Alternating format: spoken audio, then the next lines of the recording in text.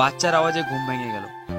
নীলা কিছুতেই বাচ্চাকে চুপ করাতে পারছে না, তাই আমি গিয়ে বললাম, আমার কাছে দিন ম্যাডাম। তারপর নীলা কিছু না বলেই বাচ্চাটাকে আমার কোলে দিয়ে দিল। আমি ওকে চুপ করাবার জন্য এক হাত কানে আর অন্য হাত দিয়ে ওকে ধরলাম। কানে হাত দিয়ে বিল্লির মতো আওয়াজ দিতে লাগলাম। দেখলাম সে কান্না বন্ধ করে হাসতে লাগলো। তারপর নীলার কোলে দিতেই আবার কাঁদতে লাগলো। তাই আমি কোলে নিয়ে একটা লরিসো নিয়ে ঘুম পাড়ালাম। তারপর বিছানায় শুয়ে দিলাম। নীলা আমাকে বলল, থ্যাঙ্কস। It's okay. তারপর সোফায় এসে শুয়ে পড়লাম। সকাল সকাল মুখে রোদের আলো পড়ায় ঘুম ভেঙে গেল। উঠে দেখি নীলা এখনো ঘুমাচ্ছে, তার মুখে রোদের আলো পড়ছে। এতে তাকে আরো মায়াবী লাগছে। নীলা দেখতে অনেক সুন্দর, তাহলে ওর হাজবেন্ড ওকে ছেড়ে চলে গেল কেন? আমাকে স্যারের কাছ থেকে জানতে হবে। তারপর উঠে ফ্রেশ হয়ে নিচে গেলাম। Good morning Neel. Good morning sir. Sir কি আব্বু বলো? হ্যাঁ আব্বু। স্যার এমনিতে অনেক ভালোবাসে আমাকে। আমি যখন প্রথম অফিসে আসি তখন থেকে আমাকে অনেক আদর করে আসছেন। কারণ একটাই, আমার সততা দেখে। তাই তো উনি আমাকে চয়েস করলেন ওনার মেয়ের জামাই হিসেবে। আমাকে অনেকবার বলেছিলেন ওনার মেয়েকে বিয়ে করতে। আমি রাজি ছিলাম না, কারণ একটাই, বিয়ে তো জীবনে একবারই করে, তাই সবার একটা চাওয়া থাকে। ঠিক আমারও ছিল, কিন্তু আমার ভাগ্যে এটা লেখা ছিল না। আব্বু, আমি আসছি। কোথায় যাচ্ছ এখন? প্রথমে আমার বাসায় যাব, ওখান থেকে ড্রেস চেঞ্জ করে হসপিটালে আব্বুর সাথে দেখা করেই চলে আসব। ড্রেস চেঞ্জ করার জন্য বাসায় যাবে কেন? এখানে তোমার জন্য জামা কাপড় আনা হয়েছে রাতে। তুমি এখানে বসো। আজাদ, আমার রুম থেকে কাপড়ের ব্যাগগুলো নিয়ে আয়। আর নামাজা, টেবিলে গিয়ে নাস্তা রাখা। আর রুমানা, তোর আপামনিকে ডাক দে গিয়ে। সবাই চলে গেল যে যার কাজ করতে। তারপর আজাদ এসে স্যারের কাছে ব্যাগ দিল। উনি আমার দিকে বাড়িয়ে দিয়ে বললেন, নীল, এইগুলো এখন পরে এসো। পরে শপিং মলে গিয়ে নিজের জন্য জামা কাপড় নিয়ে আসবে। আচ্ছা স্যার। আবার স্যার? সরি আব্বু। ড্রেস চেঞ্জ করার জন্য রুমে আসলাম। এসে দেখি নীলা বসে বাবুকে দুধ খাওয়াচ্ছে। আমি এটা দেখে তাড়াতাড়ি মুখ ঘুরিয়ে বাইরে চলে আসলাম। নীলা রুমানা বলে চিৎকার করলো। রুমানাও দৌড়ে আসলো। জি আপামনি। যাবার সময় দরজা লক করে যেতে পারলি না? সরি আপামনি। বাইরে যে দাঁড়িয়ে আছে ওনাকে বল গেস্ট রুমে যেতে। জি আপামনি। তারপর রোমানা এসে আমাকে গেস্ট রুমে নিয়ে গেল, আর আমি মনে মনে হাসতে লাগলাম নীলার কথা ভেবে। তারপর ফ্রেশ হয়ে রেডি হয়ে নিচে নামছি, আর দেখছি নীলা আর স্যার বসে আছেন ডাইনিং টেবিলে। আমাকে স্যার দেখে বললেন, নীল এসেছো? তোমার জন্য এতক্ষণ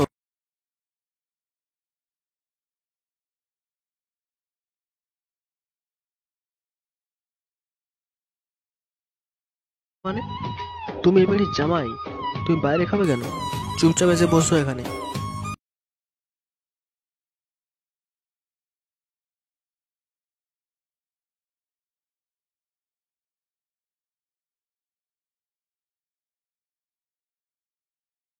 আমি সিএনজি দিয়ে চলে যেতে পারবো।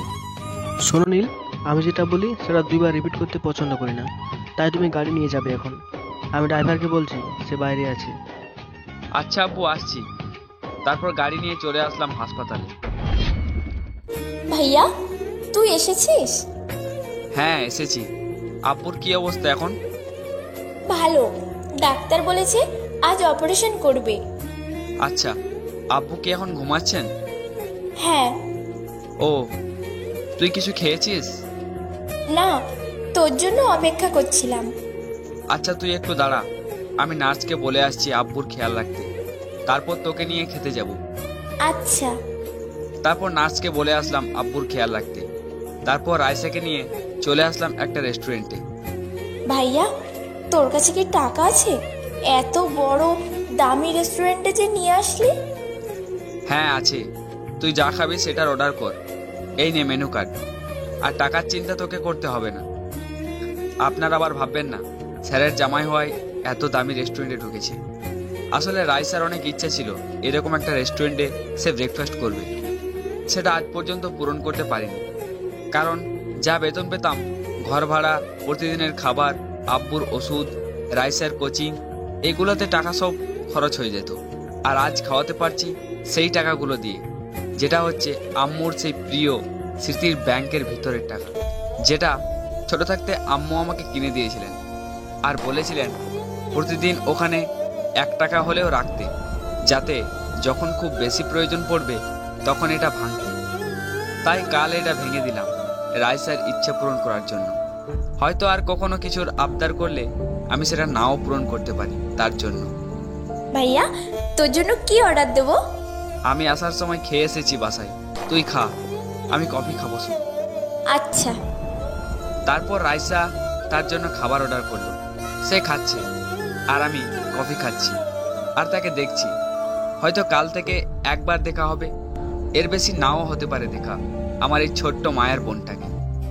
নীল, তুমি এখানে? বসে বসে কফি খাচ্ছিলাম, তখন রিমি আসলো।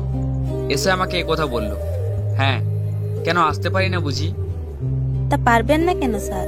বলছি হঠাৎ করে আসলেন তো, তাই জিজ্ঞাসা করলাম। দেখতেই পাচ্ছ বোনকে খাওয়ানোর জন্য নিয়ে এসেছি। তাই এত দামি রেস্টুরেন্টে? মানতে হবে, কাল বিয়ে আর আজ পকেট ভর্তি টাকা। আপনার যদি কথা বলা শেষ হয় তাহলে আসতে পারেন। সেটা আর বলতে হবে না, আমি এমনিতেই চলে যাচ্ছি। জি। তারপর রিমি চলে গেল। রিমি হচ্ছে আমার ভালোবাসা। এটাকে ভালোবাসা না, এটাকে ভালো লাগা বলে। কদিন প্রেম করে ঘুরে যখন দেখবে কিছু নেই, তখন ছুঁড়ে ফেলে দেবে তাকে। তাই দুনিয়াতে ভালোবাসতে হলে দুটা জিনিস থাকতে হয়। 1, বাবার বিশাল টাকা, যেমন তাওহিদ আফ্রিদি, সবসময় যেটা বলে বেড়াই সেটা। আর 2, স্টার প্লাসের একটা সিরিয়ালের নায়কের মতো, সেইগুলো থাকলে ভালোবাসা থাকবে। আর না হলে আপনাকে কেউ ভালোবাসবে না, উল্টে আরো সেটা নিয়ে ট্রোল করবে। এসব না বলে এখন গল্পে আসি। ভাইয়া, ওই মেয়েটা কে রে? কেউ না, তুই খা। তারপর রাইসে খেয়ে নিল। বিল দিয়ে আমরা হাসপাতালে চলে আসলাম আব্বুর কাছে। সেখানে গিয়ে দেখলাম ওনার ঘুম ভেঙেছে। আব্বু, এখন কেমন লাগছে শরীরটা? ভালো। তুই ভালো আছিস তো? হ্যাঁ আব্বু, তোমাকে আর চিন্তা করতে হবে না। আজ রাতে তোমার অপারেশন হবে। সবকিছু জমা করে দিয়েছি কাল। আজ বড় স্যার আসবে সিঙ্গাপুর থেকে, উনি এসেই অপারেশনটা করবেন। আমাকে ক্ষমা করে দে বাবা, আমি তোর ভবিষ্যৎ নষ্ট করে দিলাম। কি বলছো এসব আব্বু? আমার একদম ভবিষ্যৎ নষ্ট হয়নি, উল্টে আরো উজ্জ্বল হয়েছে। বিয়ের আগেই একটা পরীর মতো দেখতে মেয়ে পেলাম। আর স্যারও অনেক ভালো, উনি তো আমাকে নিজের ছেলে ভাবেন। তুমি একটুও চিন্তা করো না, যা হয় ভালোর জন্যই হয়। তোমাকে তো এখনো খাওয়ানো হয়নি। রাইসা, তুই আব্বুর জন্য খাবার নিয়ে এসেছিস, সেটা দিয়ে আয়। হ্যাঁ। তারপর আব্বুকে খাইয়ে দিয়ে ওষুধ খাইয়ে দিলাম। উনি ঘুমিয়ে পড়লেন। আমি বাইরে বসে আছি। ঠিক তখনই মোবাইলে কল আসলো। ফোন বের করে দেখি স্যার কল দিয়েছেন। কল ধরলাম। হ্যালো, আসসালামু আলাইকুম আব্বু। ওয়ালাইকুম সালাম। নীল, তোমার আব্বু ঠিক আছেন তো? হ্যাঁ, আব্বু ঠিক আছেন, এই মাত্র খেয়ে ঘুমিয়েছেন। ও আচ্ছা। আব্বু, কোনো দরকার নাকি? আচ্ছা, এখন দরকার নেই। তুমি দুপুরবেলা বাসায় এসো, কথা আছে। আচ্ছা আব্বু। আচ্ছা, তাহলে রাখছি। দুপুরবেলা দেখা হচ্ছে। বাই। জি, বাই। তারপর হাসপাতালে অনেকক্ষণ বসলাম। রাইসাকে আর আব্বুকে খাইয়ে দিয়ে আমি চলে আসলাম বাসায়। আস্তে আস্তে 3টা হয়ে গেল। বেশি লেট করে ফেলেছি। লেট করলে কি, আমার জন্য তো আর তারা বসে থাকবে না না খেয়ে। তারপর কলিং বেল বাজালাম। রুমানা দরজা খুললো। আমি ভিতরে ঢুকে দেখলাম স্যার সোফায় বসে আছেন। আমাকে দেখে বললেন, নীল এসেছো? রুমানা, টেবিলে খাবার লাগা, আর তোর আপাকে বলে আয় খেতে আসতে। আমি তো অবাক, আমার জন্য এখনো কেউ খায়নি। সত্যি স্যারের অনেক বড় মন আছে, সেটা এখন দেখতে পাচ্ছি। নীল, যাও রুমে গিয়ে ফ্রেশ হয়ে আসো। জি। তারপর আমি গেস্ট রুমে গেলাম ফ্রেশ হতে। নীলার রুমে যাইনি, যদি নীলা আবার সেই কাজ করতে থাকে। তাই তারপর ফ্রেশ হয়ে খাওয়া দাওয়ার জন্য নিচে আসলাম। এসে টেবিলে বসলাম। বসে দেখি অনেক রকমের খাবার, আর সবগুলোই আমার প্রিয় ডিশ। সবজি, মাংস, মাছ।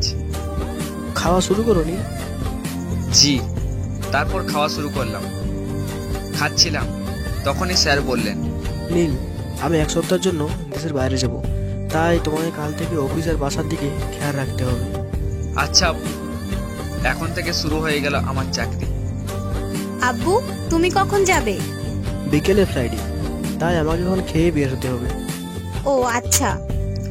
তারপর খাওয়া দাওয়া শেষ করে আমি বসে আছি ড্রয়িং রুমে। স্যার নীলার সাথে কথা বলতে তার রুমে গেছেন। কিছুক্ষণ পর উনি বেরিয়ে আসলেন নীলার রুম থেকে। বলে নীলার মেয়েকে নিয়ে আমার কাছে এসে বলতে লাগলেন, নীল, তুমি আমার নাতনির খেয়াল রাখবে। যদি সেখান থেকে এসে শুনি তুমি আমার নাতনির একটুও খেয়াল রাখোনি, তাহলে দেখবে তোমার কি করি। এটা বলে হাসতে লাগলেন স্যার, সাথে নীলাও। তারপর ওনাকে এয়ারপোর্টে পৌঁছে দিলাম। যাবার সময় বলে গিয়েছেন নীলা একটু রাগী, তাই সে আমাকে কিছু বললে আমি যেন মনে কিছু না নিই। তারপর সেখান থেকে হাসপাতালে আব্বুকে দেখতে চলে গেলাম। তাদেরকে রাতের খাবার খাইয়ে দিয়ে চলে এসেছি। নীলাদের বাসায় আসতে অনেক লেট করে ফেলেছি। নীলা যদি কিছু বলে এই ভয় নিয়ে বাসায় দরজায় দাঁড়িয়ে কলিং বেল দিলাম। রুমানা দরজা খুলে দিল।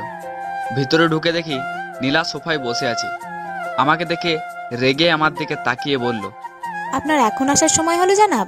সরি নীলা, আব্বুকে দেখার জন্য হাসপাতালে চলে গিয়েছিলাম। ওয়েট, আমাকে নাম ধরে রাখছেন কেন? আপনি কি আমার কাছ থেকে স্ত্রীর অধিকার কাটাতে চাইছেন? শুনুন, বামুন হয়ে চাঁদ ধরতে যাবেন না। আপনাকে আমি কখনো আমার স্বামী বলে গ্রহণ করব না। আপনি শুধু আমার আব্বুর জামাই, আমার না, ওকে? আর কাল থেকে টাইম মতো বাসায় আসবেন, না হলে রাতে বাসায় ঢুকতে পারবেন না, বাইরেই থাকতে হবে। এখন খেয়ে আমার রুমে এসে ঘুমাবেন, আমার একা ঘুমাতে ভয় করে। এ কথা বলে নীলা চলে গেল তার রুমে। আমি গিয়ে গেস্ট রুমে ফ্রেশ হলাম। তারপর খেয়ে নীলার রুমে গেলাম। গিয়ে দেখলাম সে ঘুমিয়ে গেছে। তাই আমি গিয়ে সোফায় বসে ভাবতে লাগলাম, আজ তো আব্বুর অপারেশন না হওয়ায় বাসায় আসতে পারলাম, কিন্তু আগামীকাল যে আব্বুর অপারেশন হবে, সেখানে আমি কিভাবে থাকবো? আমাকে যেভাবেই হোক আগামীকাল নীলাকে বলে আব্বুর কাছে থাকতেই হবে। এসব ভাবছিলাম, হঠাৎ খেয়াল গেল নীলার দিকে। রাতে চাঁদের আলো জ্বালানা দিয়ে এসে তার মুখে পড়ছে। দেখতে তাকে অপরূপা মায়াবী লাগছে। তার আগের স্বামী একদম বোকা ছিল। এরকম বউকে বুঝি কেউ ডিভোর্স দেয়? তাও আবার একটা পরীর মতো বাচ্চা থাকতে। এসব ভাবতে ভাবতে ঘুমিয়ে পড়লাম। মাঝরাতে হঠাৎ নেহার কান্নায় ঘুম ভেঙে যায় আমার। আসলে নীলার বাচ্চার নাম নেহা। আমি উঠে দেখি নীলা এখনো ঘুমাচ্ছে। তাই আমি গিয়ে নেহাকে কোলে নিলাম। সে কোনো রকমে কান্না বন্ধ করছে না। মনে হয় খিদে লেগেছে, তাই কান্না করছে। এখন এই মাঝরাতে নীলাকে ডাকতেও পারছি না। তাই আর কিছু না ভেবে নিচে এসে রুমানাকে ডাকতে লাগলাম। জি ভাইজান, এত রাতে ডাকছেন কেন? নেহা কাঁদছে, তার হয়তো খিদে লেগেছে। নীলাকেও ডাকলাম, কিন্তু সে উঠলো না। তুমি ওর জন্য সুজি বানাও। ভাইজান, ঘরে তো সুজি নেই। আমি এটা আপুকে বলেছিলাম, উনি হয়তো ভুলে গেছেন। মানে বাচ্চার খাবারের কথা ও কিভাবে ভুলে গেল? না মানে ভাইজান, আপু তোর দিকে এখন আর আগের মতো ঠিকভাবে খেয়ালই রাখছেন না। শুধু সারাদিন বসে কি যেন ভাবেন, চুপ হয়ে থাকেন। এদিকে নেহার কি হলো না হলো, খেয়েছে কি না, এসব নিয়ে ওনার একদমই খেয়াল নেই। উনি শুধু একটাই চিন্তা করতে থাকেন। কিছু বলেছে কি চিন্তা করে? আর কদিন ধরে করছে? এই তো 1 সপ্তাহ ধরে। ও, নীলার ব্যাপারে পরে ভাববো। এখন নেহার জন্য কিছু খাবার নিয়ে আসি। রুমানা, তুই ওকে একটু রাখ, আমি ওর জন্য দেখি কিছু আনতে পারি নাকি। আচ্ছা। তারপর বেরিয়ে পড়লাম নেহার জন্য খাবার আনতে। রাস্তায় এসে দেখি কোনো দোকান খোলা নেই। অনেক জায়গায় খোঁজার পর হঠাৎ মনে পড়লো আব্বুর হাসপাতালের ওই দোকানটার কথা। সেটা সারা রাত খোলা থাকে। তারা 2 ভাই মিলে দোকানটা চালান, একজন রাতে আর একজন দিনে। তাই আর কিছু না ভেবে দৌড়ে যেতে লাগলাম হাসপাতালে। অতঃপর 10 মিনিটে চলে আসলাম দোকানে। দোকান থেকে সুজি নিয়ে দৌড়ে বাসায় আসতে লাগলাম। আস্তে আস্তে 15 মিনিট লেগে গেল। এই নে রুমানা, নেহার খাবার রেডি কর আর আমার কাছে দে ওকে। ঘরে এসে রুমানাকে সুজির পকেট দিয়ে নেহাকে কোলে নিলাম। দেখলাম নেহা কান্না থামাচ্ছে না। তাই বলতে লাগলাম, আমার পরীটা কাঁদছে কেন? কি হয়েছে আমার পরীর? তোমার অনেক খিদে লেগেছে তাই না বাবু? একটু অপেক্ষা করো, তোমার ফুপি তোমার জন্য খাবার আনছে। আর কেঁদো না। তোমার আম্মু অনেক পোচা, তোমার খাবারের কথা ভুলেই গেল। তোমার আম্মুকে পানিশমেন্ট দেব আমার পরীটাকে না খাওয়ানোর জন্য। এই কথাগুলো শুনে নেহা হাসতে লাগলো। অতঃপর হঠাৎ আমার পিছন থেকে একটা কণ্ঠস্বর ভেসে এলো। কি পানিশমেন্ট দেবেন আমায়? না মানে কই কিছু না। এইমাত্র না বললেন আপনি আমায় পানিশমেন্ট দেবেন? না মানে এই রে, এখন কি বলবো? তখন তো ঘুরে কথাটা বলেছিলাম, এখন কি বলবো? ঠিক তখনই আমাকে বাঁচাতে আমার ছোট্ট পরীটা কেঁদে উঠলো। অমনি নীলা ওকে আমার কোল থেকে নিয়ে বলতে লাগলো, আমার মামুনি কাঁদছে কেন? এই দেখো কান ধরছি, আর কখনো ভুলবো না তোমার খাবারের কথা। নেহা কেঁদেই যাচ্ছে, তাই রুমানাকে ডাকতে লাগলাম।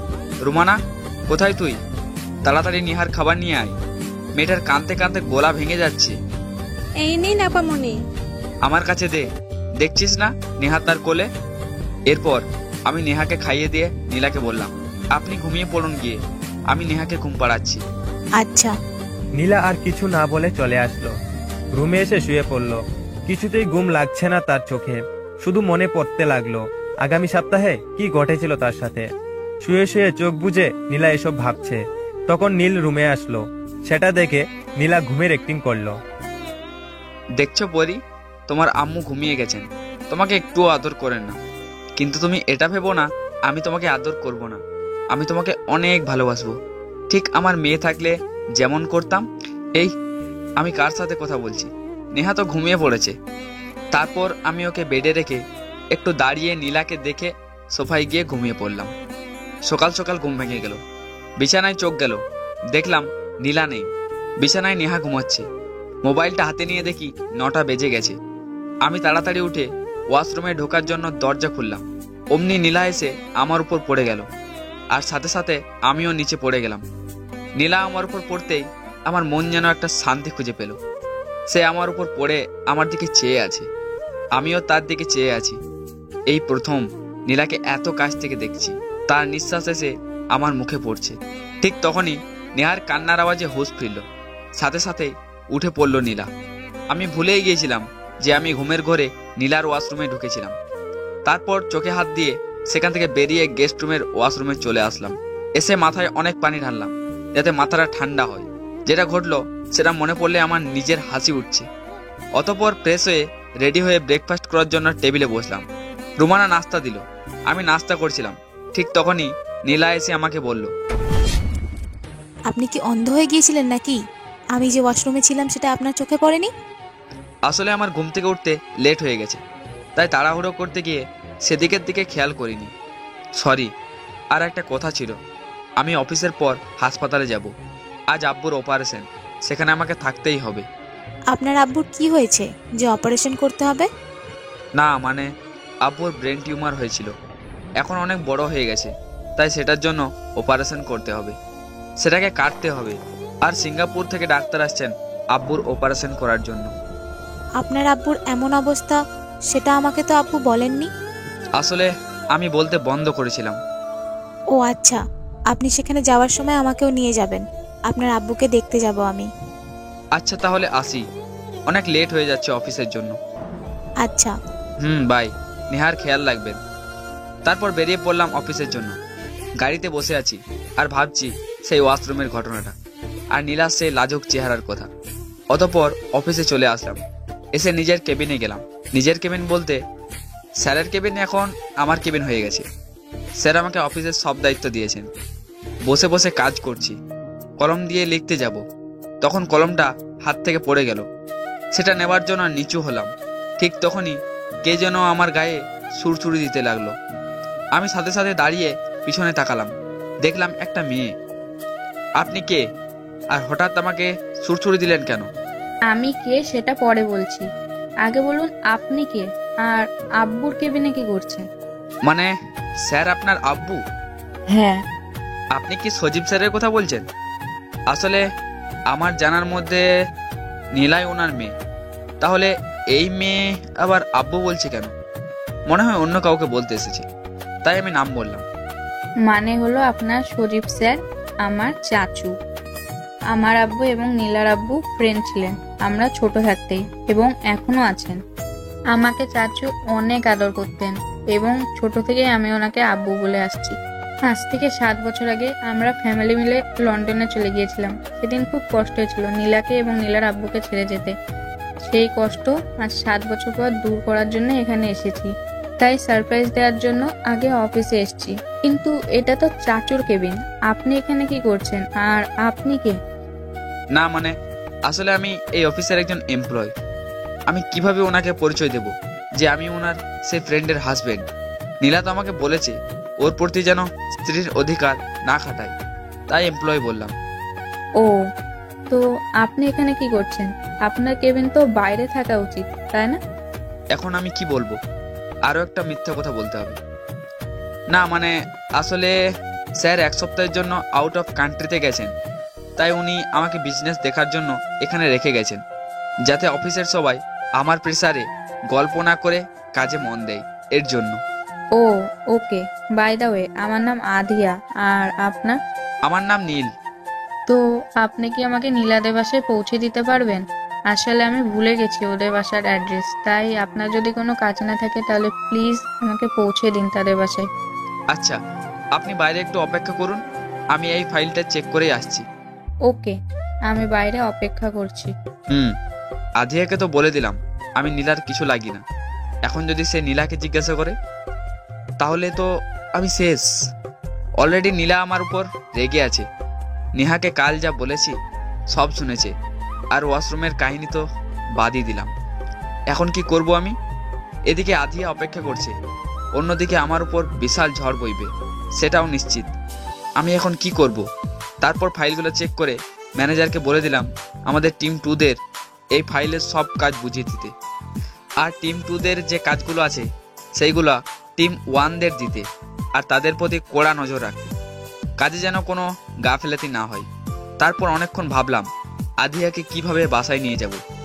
আমার মিথ্যে কথা জানলে কি ভাববে? দূর, কিছু খুঁজে পেলাম না, যা হবার হবে। এখন আগে ওর বেস্ট ফ্রেন্ডের কাছে নিয়ে যাই, এতে নীলাও অনেক খুশি হবে আধিয়াকে দেখে, আর তার দুঃখ শেয়ার করারও সঙ্গী পাবে। তারপর কেবিন থেকে বেরিয়ে আধিয়ার কাছে গিয়ে বললাম, সরি, অনেক লেট করে ফেলেছি আসতে। কোনো সমস্যা নেই, আমি এখানে বসে বোরিং ফিল করিনি, বরং আরো ভালো কিছু জিনিস দেখতে পেলাম। মানে কি দেখলেন? এই যে আপনার স্যার না থাকায় আপনি চাইলে অফিসের কাজ রেখে দিয়ে আরাম করতে পারতেন, কিন্তু তা না করে উল্টে সবাইকে আরো কাজে ব্যস্ত রেখেছেন, যাতে আপনাদের ডিলের ডেলিভারিটা 2 দিন আগেই দিতে পারেন। আর তার সাথে তো একটা নতুন ডিলের জন্য আপনি তাদের কাজে ব্যস্ত করাচ্ছেন। আপনার এই সততা দেখে আমি আপনার উপর পুরো মুগ্ধ হয়ে গেলাম। থ্যাঙ্কস। তাহলে চলুন এখন যাওয়া যাক। হ্যাঁ চলুন। তারপর আমরা বেরিয়ে পড়লাম বাসার উদ্দেশ্যে। অতঃপর বাসায় পৌঁছে গেলাম। আমি আধিয়াকে গেটের কাছে নামিয়ে দিয়েই আবার ব্যাক করলাম অফিসে। আধিয়া অনেক বলছিল বাসায় ঢুকতে, কিন্তু আমি অফিসের কাজের কথা বলে চলে আসলাম। আমাকে ভেতরে দেখে নীলা যাতে কিছু না বলে, আর আধিয়া যাতে জানতে না পারে আমি ওকে মিথ্যা বললাম নাকি সত্যি বললাম। এখন তো বেঁচে গেলাম, কিন্তু রাতে তো আমাকে নীলাকে নিয়ে আব্বুর কাছে যেতে হবে। সেটা নীলার অর্ডার, তখন কি করব? আইডিয়া, নীলা তো এখন তার ফ্রেন্ডকে নিয়ে ব্যস্ত থাকবে, তাই আমি নীলাকে কল না দিয়েই আমি আব্বুর কাছে চলে যাব, আর পরে নীলা কিছু বললে সেটা ম্যানেজ করে নেব। অতঃপর আমি অফিসের কাজ শেষ করে হাসপাতালে যাচ্ছি আব্বুর অপারেশনের জন্য। অফিসের কাজ থাকায় হাসপাতালে যেতে অনেক রাত হয়ে গেছে। ভাইয়া, তুই এসেছিস? তোর জন্য কখন থেকে অপেক্ষা করছি। আর দেখ না, আব্বু তোর অপেক্ষায় অপারেশন করাচ্ছেন না, বলছে যদি অপারেশনের পর কিছু হয়ে যায়। তাই আমি আমার ছেলেকে শেষবারের মতো দেখতে চাই। সত্যি কি ভাইয়া, আব্বুর অপারেশনের পর কিছু হবে? দূর পাগলি, এসব কিছু হবে না। দেখবি আব্বুর অপারেশনটা হয়ে গেলে উনি ঠিক হয়ে যাবেন। তাই যেন হয়। চল আব্বুর কাছে যাই। তারপর আব্বুর সাথে কথা বলে রাজি করালাম অপারেশন করানোর জন্য। ডাক্তারকে বলে অপারেশন শুরু করালাম। আমি আর রাইসা অপারেশন থিয়েটারের বাইরে অপেক্ষা করছি। অতঃপর আধ ঘন্টা পর ডাক্তার এসে বলে গেল যে অপারেশন সাকসেসফুল হয়েছে। আব্বুকে কেবিনে শিফট করেছেন। আধ ঘন্টা পর আব্বুর জ্ঞান ফিরবে। তারপর আব্বুকে কেবিনে শিফট করার পর আমি আর রাইসা ওনার পাশে বসে আছি। আধ ঘন্টা পর আব্বুর জ্ঞান ফিরল। আব্বু, এখন কেমন লাগছে মাথাটা? অনেক হালকা হালকা লাগছে, মনে হচ্ছে মাথায় এতদিন ভারী কিছু ছিল, আজ সেটা মনে হচ্ছে নেই। আচ্ছা, আর কিছু বলার আগেই ডাক্তার এসে বলতে লাগলো, দেখুন, রোগীর এখন রেস্টের প্রয়োজন, তাই এখন কথা বলবেন না। আমি ওনাকে হাই ডোজের ওষুধ দিয়ে দিচ্ছি, এখন উনি ঘুমিয়ে পড়বেন, তাই এখন কেউ কথা বলবেন না। আচ্ছা, আমরা বাইরে বসে থাকি আব্বুর ঘুমানোর আগে পর্যন্ত। আব্বু তুমি ঘুমাও, আমরা এখানেই আছি। তারপর আমি আর রাইসা কেবিন থেকে বেরিয়ে আসলাম। এসে চেয়ারে বসে আছি, তখন রাইসা বলল তার খিদে লেগেছে, তাই ওকে নিয়ে একটা রেস্টুরেন্টে নিয়ে আসলাম। অতঃপর খেয়ে হাসপাতালে চলে আসলাম। আব্বুর কেবিনে ঢুকে দেখলাম উনি ঘুমিয়ে পড়েছেন। তাই আমি রাইসাকে বললাম, রাইসা তুই এখানে ঘুমিয়ে পড়, আমি বাইরে আছি, কিছু লাগলে বলিস। ভাইয়া তুই ঘুমিয়ে পড়, আমি না ঘুমালে কিছু হবে না। তুই কি আমার থেকে বড় হয়ে গেছিস যে আমার কথা শুনছিস না? যেটা বলছিস সেটা কর, আমি বাইরে আছি। আচ্ছা। তারপর বাইরে এসে বসে বসে গেম খেলে সারা রাত কাটালাম। ফজরের আজান হলো, উঠে মসজিদে গেলাম, নামাজ পড়ে আব্বুর জন্য দোয়া করে চলে আসলাম। হাসপাতালে আসার সময় রাইসা আর আব্বুর জন্য খাবার নিয়ে আসলাম। তাদেরকে খাইয়ে দিয়ে আমাকে আবার অফিসে যেতে হবে, না হলে সবাই কাজে গাফিলতি করবে। অতঃপর হাসপাতালে সব কাজ শেষ করে অফিসে চলে আসলাম। আস্তে আস্তে একটু লেট হয়ে গেল। অফিসে ঢুকে আমার কেবিনে এসে ভিতরে ঢুকবো, ঠিক তখনই ম্যানেজার আমাকে ডাক দিল। স্যার একটা কথা ছিল। কি বলো? স্যার আমাদের তো একজন এমপ্লয় প্রয়োজন ছিল, তাই আমি আমার ছোট বোনের এক বান্ধবীকে এনেছি। যদি আপনার ইন্টারভিউতে বা আপনার কাছে তার মেধা ভালো লাগে তাহলে চাকরি দেবেন কিনা সেটা ডিসিশন নেবেন। ওকে, তুমি তাকে আমার কেবিনে পাঠিয়ে দেবে। স্যার ও আপনার কেবিনে বসে আছে। আচ্ছা আমি দেখছি। তারপর ভিতরে ঢুকলাম। ভিতরে ঢুকে দেখলাম মেয়েটা চেয়ারে বসে আছে। একটা কাশি দিলাম, অমনি চেয়ারে যে মেয়েটি বসেছিল সে পিছনে চাইলো, আর আমি তাকে দেখে শকড হলাম। সেও আমাকে দেখে অবাক হয়ে তাকিয়ে আছে। এভাবে অনেকক্ষণ তাকিয়ে থাকার পর আমি বলতে লাগলাম, তানজিনা তুমি এখানে? আমারও একই প্রশ্ন, আপনি এখানে কি করছেন? আমি তো এই কোম্পানিতে জব করার জন্য এসেছি, আর এই অফিসের স্যারের জন্য অপেক্ষা করছি, কিন্তু আপনি? সরি, আমি এই অফিসের স্যারের পরের পজিশনে আছি, মানে সবাই আমার আন্ডারে কাজ করে। আর তুমি বলছো আমি জব খুঁজতে এখানে এসেছি? হাসালে। সরি। তো হঠাৎ জব করার কারণ? তানজিনা কে সেটা জানতে হলে আপনাদেরকে এখন ফ্ল্যাশব্যাকে যেতে হবে। তাহলে চলুন ফ্ল্যাশব্যাকে। ভার্সিটিতে ভর্তি হতে অনেক টাকা লাগবে, তাই টিউশনি করাতে হয়েছিল। তখন টিউশনিটা আমাকে নিলয়ের বোন মিলা দেয়। আমাকে তার বান্ধবী তানজিনাকে পড়াতে বলে, আমিও রাজি হয়ে যাই। এভাবে 4-5 মাস পড়ানোর পর হঠাৎ একদিন তানজিনা আমাকে রাতে কল করে বলল যে ঘরে কেউ নেই, তার একা থাকতে ভয় করছে, আমাকে যেতে বলছে। আমি না গিয়ে নিলয়ের ছোট বোন মিলাকে বলি, মিলা চলে যায়। তারপরের দিন পড়াতে গেলে সে আমার সাথে রাগ দেখায় আর বলে, আমি তো আপনাকে আসতে বললাম, আপনি কেন মিলাকে আসতে বললেন? শুনো তানজিনা, তুমি মেয়ে আর আমি একজন ছেলে, তাই একজন ছেলে হয়ে একজন মেয়ের কাছে এত রাতে কিভাবে আসবো? তাই আমি মিলাকে পাঠাই। কাল রাতে আমার জন্মদিন ছিল, সবাই উইশ করেছে, আপনি করলেন না কেন সেটা জানার জন্যই কল দিলাম। সাথে মিথ্যেও বললাম যাতে আপনি উইশ করেন, কিন্তু সেটা না করে উল্টে আরো মিলাকে কল দিয়ে আসতে বললেন। সরি, আসলে আমি জানতাম না কাল তোমার জন্মদিন ছিল।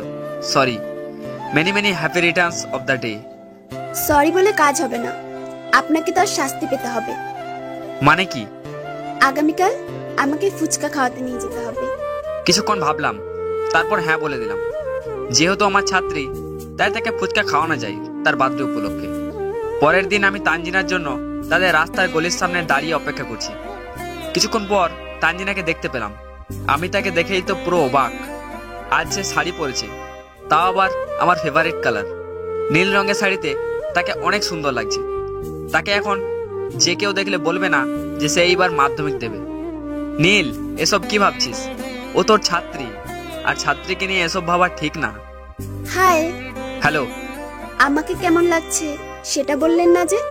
তোমাকে আজ অনেক সুন্দর লাগছে। সত্যি? থ্যাঙ্কস। এই সিএনজি দাঁড়াও। না, আমরা রিক্সা দিয়ে যাব। রিক্সা দিয়ে গেলে লোকে কি বলবে, তাই সিএনজি দিয়েই যাই, উঠো। তারপর তানজিনা আর কিছু না বলে উঠে পড়ল। অতঃপর আমরা চলে আসলাম সাপ্লাই মামুর দোকানে। সেইখানের ফুচকা চটপটি যে খাবে সে আর এই দোকানের নাম ভুলবে না।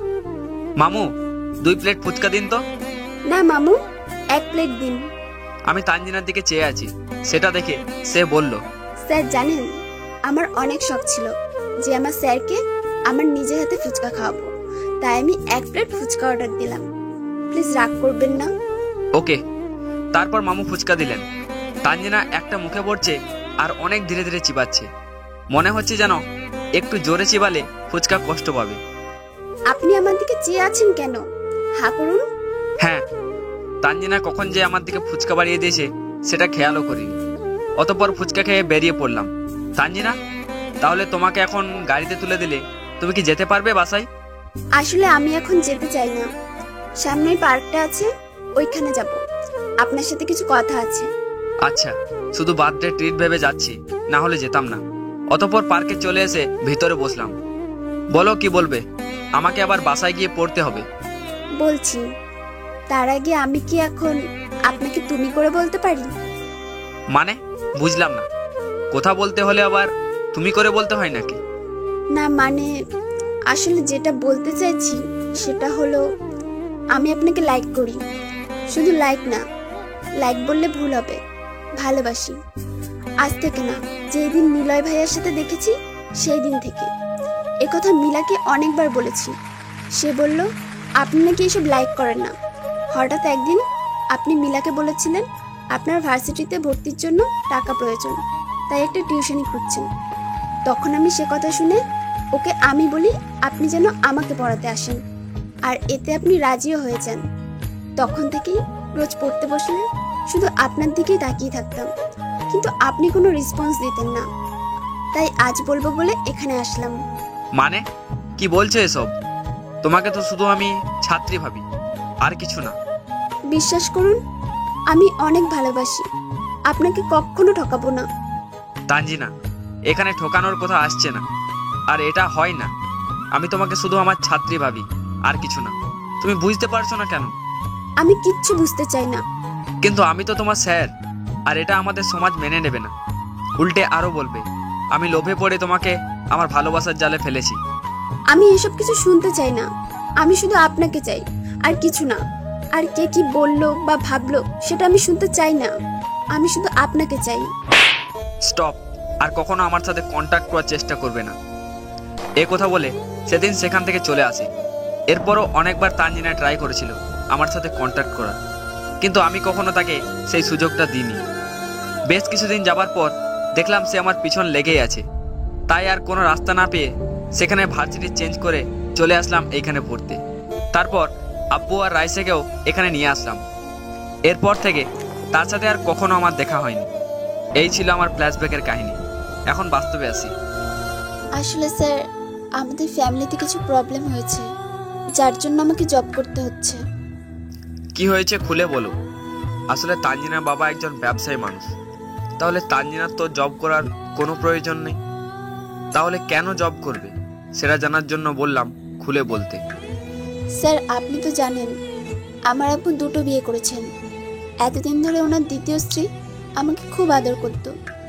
যখন আম্মু মারা যান তার 2-3 মাস যাবার পর আব্বুর দ্বিতীয় স্ত্রী আমার সাথে খুব অত্যাচার করতে শুরু করেন। আব্বু রাতে বাড়ি ফিরলে যদি আমি আব্বুকে সব বলে দিতাম, আব্বুকে উল্টাপাল্টা বুঝিয়ে আমাকে আব্বুর কাছে বকা খাওয়াতো। তারপরেও আমি কিছু বলতাম না। কিন্তু যত দিন যাচ্ছে তত ওনার অত্যাচার বেড়েই যাচ্ছে। তাই একটা জব খুঁজছি। সেটা পেলে আমি আর বাসায় থাকবো না, তাদেরকে মুক্তি দেব। তাই স্যার, আপনি আমাকে এই অফিসে একটা চাকরি দিন প্লিজ। আচ্ছা, তোমার সার্টিফিকেটগুলো দাও, আর কটা প্রশ্ন করব, সেগুলো উত্তর দিতে পারলে জব পাবে, না হলে আমার কিছু করার থাকবে না। এই নিন সার্টিফিকেট। আর কি প্রশ্ন করবেন করুন, আমি প্রস্তুত। তারপর তানজিনাকে আমি কয়েকটা প্রশ্ন করলে সে সঠিক উত্তর দেয়। তাহলে তোমাকে আমাদের অফিসের চাকরিটা দেওয়া হচ্ছে। Congrats. Thank you sir. Okay, আমি ম্যানেজারকে বলে দিচ্ছি আমাদের নতুন দিনের কাজগুলো তোমাকে বুঝিয়ে দিতে, আর অফিসের যেসব রুলস আছে সেগুলো মেনে চলবে। এখন তুমি যেতে পারো। আমার ম্যানেজার তোমাকে তোমার কেবিন দেখিয়ে দেবে। আচ্ছা স্যার, আসি। বাইরে এসে ম্যানেজারের সাথে কথা বললাম। কাজের সব ইনফরমেশন নিয়ে নিজের কেবিনে গিয়ে বসলাম আর বলতে লাগলাম, ভাবতেই পারছিলাম না যে স্যারের সাথে আবার দেখা হবে। যাই হোক, স্যারকে এখনো দেখতে অনেক সুন্দর লাগে, আর এখন থেকে স্যারের সাথেই কাজ করতে পারবো। ভাবতেই খুশিতে দিশেহারা হয়ে যাচ্ছি। আমি বসে বসে কাজ করছিলাম, ঠিক তখনই অফিসের টেলিফোনে কল আসলো। আমি কল ধরলাম। হ্যালো, কে বলছেন? স্যার, আমি রাজ। বলো রাজ। আসলে রাজ হচ্ছে আমার ম্যানেজারের নাম। স্যার, নীলা ম্যাডাম আপনাকে ফোন করেছেন, আপনার সাথে কথা বলতে চান। আমি কল আপনার টেলিফোনে ট্রান্সফার করছি। তারপর রাজ কল ট্রান্সফার করলো। হ্যালো, জি বলুন, কি বলবেন? আপনি আমাকে কাল নিয়ে গেলেন না কেন আপনার আব্বুকে দেখাতে? না মানে আপনার ছোটবেলার ফ্রেন্ড এসেছিল তো, তাই আমি আপনাকে আর যাবার জন্য বলিনি। আপনি যাতে ওনাকে টাইম দেন সেই জন্য। ও ঠিক আছে, আজ একটু লাঞ্চ করতে টাইমে আসতে পারবেন? আধিয়া এসেছে, ওকে নিয়ে বাইরে লাঞ্চ করতে যেতাম। যদি আপনি সাথে থাকতেন একটু ভালো হতো। আচ্ছা, আমি আসবো। কল রেখে ভাবতে লাগলাম, এখন আধিয়া আমাকে দেখে যদি কিছু বলে, কেন মিথ্যা বললাম, তখন কি জবাব দেব? দূর, কিছু জবাব দিতে হবে না, শুধু চুপ করে শুনে নেব, এটাই ভালো হবে। তারপর কাজে মন দিলাম। স্যার, আসতে পারি? বসে বসে কাজ করছিলাম, ঠিক তখনই রাজ এসে একথা বলল। হ্যাঁ, এসো। স্যার, লাঞ্চ টাইম হয়ে গেছে, আপনার জন্য নীলা ম্যাডাম অপেক্ষা করছেন। তুমি জানলে কি করে যে নীলা আমার জন্য অপেক্ষা করছে? আমাকে ম্যাডাম বলেছিলেন আপনার লাঞ্চে যাবার কথা। যদি আপনি সেটা ভুলে কাজে ব্যস্ত হয়ে পড়েন, তখন আমাকে এসে আপনাকে আবার মনে করিয়ে দিতে বলেছেন। আচ্ছা, যাচ্ছি। নীলা জানলো কিভাবে আমি কাজে ব্যস্ত থাকলে অন্য কিছু ভুলে যাই? এখন এসব না ভেবে বেরিয়ে পড়ি, নাহলে নীলা আবার কি করে বসবে। রাজ, আমি হয়তো নাও আসতে পারি, তাই কাজগুলো চেক করবে ভালো করে। Okay sir. ওকে, তাহলে আসি। তারপর গাড়িতে এসে বসলাম, অতঃপর বাসায় চলে আসলাম। এসে কলিং বেল দিলাম, রুমানা দরজা খুললো। আমি বললাম, তোমার আপা কোথায়? উনি রুমে আছেন ওনার বান্ধবীর সাথে। তুমি গিয়ে বলে দাও আমি এসে গেছি, রেডি হয়ে থাকে যেন। আমি ফ্রেশ হয়ে আসছি। আচ্ছা ভাইজান, আমি গিয়ে বলছি। তারপর আমি রুমে গিয়ে কাপড় নিয়ে ওয়াশরুমে ঢুকলাম, অতঃপর ফ্রেশ হয়ে বেরিয়ে পড়লাম। রেডি হয়ে রুম থেকে বেরিয়ে দেখলাম নীলা আর আধিয়া দাঁড়িয়ে গল্প করছে, তাই আমি সামনে গেলাম। আমাকে নীলা দেখে বলল, আপনার শেষ হয়েছে? হ্যাঁ, চলুন। নীলা দাঁড়া, এই যে মিস্টার নীল, আপনি তো সেই নীল না যে আমাকে বলেছিল অফিসের এমপ্লয়? কি বলছিস? তুই ওনাকে আগে দেখেছিস? হ্যাঁ, অফিসে। কি হলো, চুপ করে আছেন কেন, বলুন। এখন কি বলবো, কিছু একটা বের করতে হবে এখান থেকে বেরোতে হলে। এসব ভাবছিলাম, ঠিক তখনই আমার পরীটা আমাকে বাঁচাতে কেঁদে উঠলো। নীলা তার কান্না থামাতে পারছে না, তাই আমি গিয়ে কোলে নিলাম। অমনি কান্না বন্ধ করে দিল। এটা দেখে নীলা, আধিয়া, রুমানা সবাই অবাক হয়ে আমার দিকে তাকিয়ে আছে। এটা দেখে আমি বললাম, কি হলো, এখানে কি দাঁড়িয়ে থাকবেন নাকি? কথা বলে আমি নেহাকে নিয়ে চলে আসলাম। হ্যাঁ, চল আধিয়া। আরে শোন তো, নীল কেন আমাকে মিথ্যা বললো যে অফিসের এমপ্লয়? আসলে আমি ওকে বলেছিলাম যে ও যেন আমার উপর স্ত্রীর অধিকার না দেখায়, তাই হয়তো তোকে বলেনি যে ও আমার স্বামী। তার মানে তুই ওকে স্বামী হিসেবে মেনে নিচ্ছিস? আমি কি সেটা বলেছি নাকি? চল তো, এসব নিয়ে কথা বলতে আমার ভালো লাগে না। আচ্ছা। তারপর নীলা ও আধিয়া এসে গাড়িতে বসলো। আমি সামনের সিটে নেহাকে নিয়ে আছি, নীলা আর আধিয়া পিছনের সিটে বসলো। ম্যাডাম, আগে রেস্টুরেন্টে কি যাবো? হ্যাঁ। তারপর ড্রাইভার গাড়ি স্টার্ট করলো। আমি সামনের লুকিং গ্লাসের দিকে তাকিয়ে নীলাকে দেখছি। নীলা আর আধিয়া কি নিয়ে কথা বলছে, আর দুজন মিলে হাসছে। নীলাকে সেই হাসিতে অনেক কিউট লাগছে, আর সাথে পেস্ট কালারের ড্রেসে তাকে আরো সুন্দর লাগছে। তার দুধের মতো সাদা গায়ে পেস্ট কালারটা আরো ফুটে উঠছে। তাকে দেখে কেউ বলবে না যে তার একটা মেয়ে আছে। অতঃপর আমরা চলে আসলাম রেস্টুরেন্টে। আর এই রেস্টুরেন্টটাতে আমি সেই দিনও এসেছিলাম রাইসাকে নিয়ে। এই রেস্টুরেন্ট নাকি নীলার প্রিয়। সে ছোট থাকতে নাকি এই রেস্টুরেন্টে শুধু আসতে চাইতো। বেবি, তুই এখনো এখানে আছিস? হ্যাঁ রে, এখানেই আমি সব পেয়েছি এবং হারিয়েছি, তাই এইখানে ছাড়া আমি আর কোথাও যাই না। বেবি, এসব চিন্তা বাদ দে তো, এখন চল ভিতরে যাই। চল। নীলা এখানে কি পেয়েছে আর কি হারিয়েছে কিছু তো বুঝলাম না। আমাকে সব জানতে হবে নীলার বিষয়ে। কি হলো নীল, দাঁড়িয়ে আছো কেন? ভিতরে চলো। হ্যাঁ। তারপর ভিতরে ঢুকলাম, ঢুকে একটা টেবিলে বসলাম আমরা। কে কি খাবে অর্ডার করো। আমি চাউমিন খাবো। আপনি কি খাবেন? আমি এক প্লেট চাউমিন অর্ডার করলাম, নীলাও তার জন্য চাউমিন অর্ডার করলো। আমি খাচ্ছি আর নেহা আমার দিকে তাকিয়ে দেখছে, মনে মনে হয়তো বলছে আমি খারাপ, তার সামনে খাচ্ছি আর তাকে খাওয়াচ্ছি না। কি করব পরি বেবি, আমার এসব খেতে একদম ভালো লাগে না। চাউমিন মুখে দিতেই কেমন ভাবে লাগলো, এসব কি করে খায় তারা, ছি, না পেরেও খেতে হচ্ছে, না হলে নীলা দেখলে মন খারাপ করবে, তাই অর্ধেক খেয়ে বাকিটা রেখে দিলাম। নীলা জিজ্ঞাসা করলো, কি হলো, খাচ্ছেন না কেন? আসলে আমার পেট ভরে গেছে, অফিসে আজ একজন নিউ এমপ্লয় জয়েন করেছে, সেই আমাকে মিষ্টি খাওয়াচ্ছিল, তাই পেট ভরা ভরা লাগছে, আর খেতে পারবো না, আপনারা খান। আচ্ছা। তারপর নীলা আর আধিয়া খাচ্ছে আর গল্প করছে, আর আমি নেহার সাথে গল্প করছি। হঠাৎ কোথায় থেকে যেন একটা ছেলে এলো, নীলাকে বলতে লাগলো, এই নীলা না, কেমন আছো?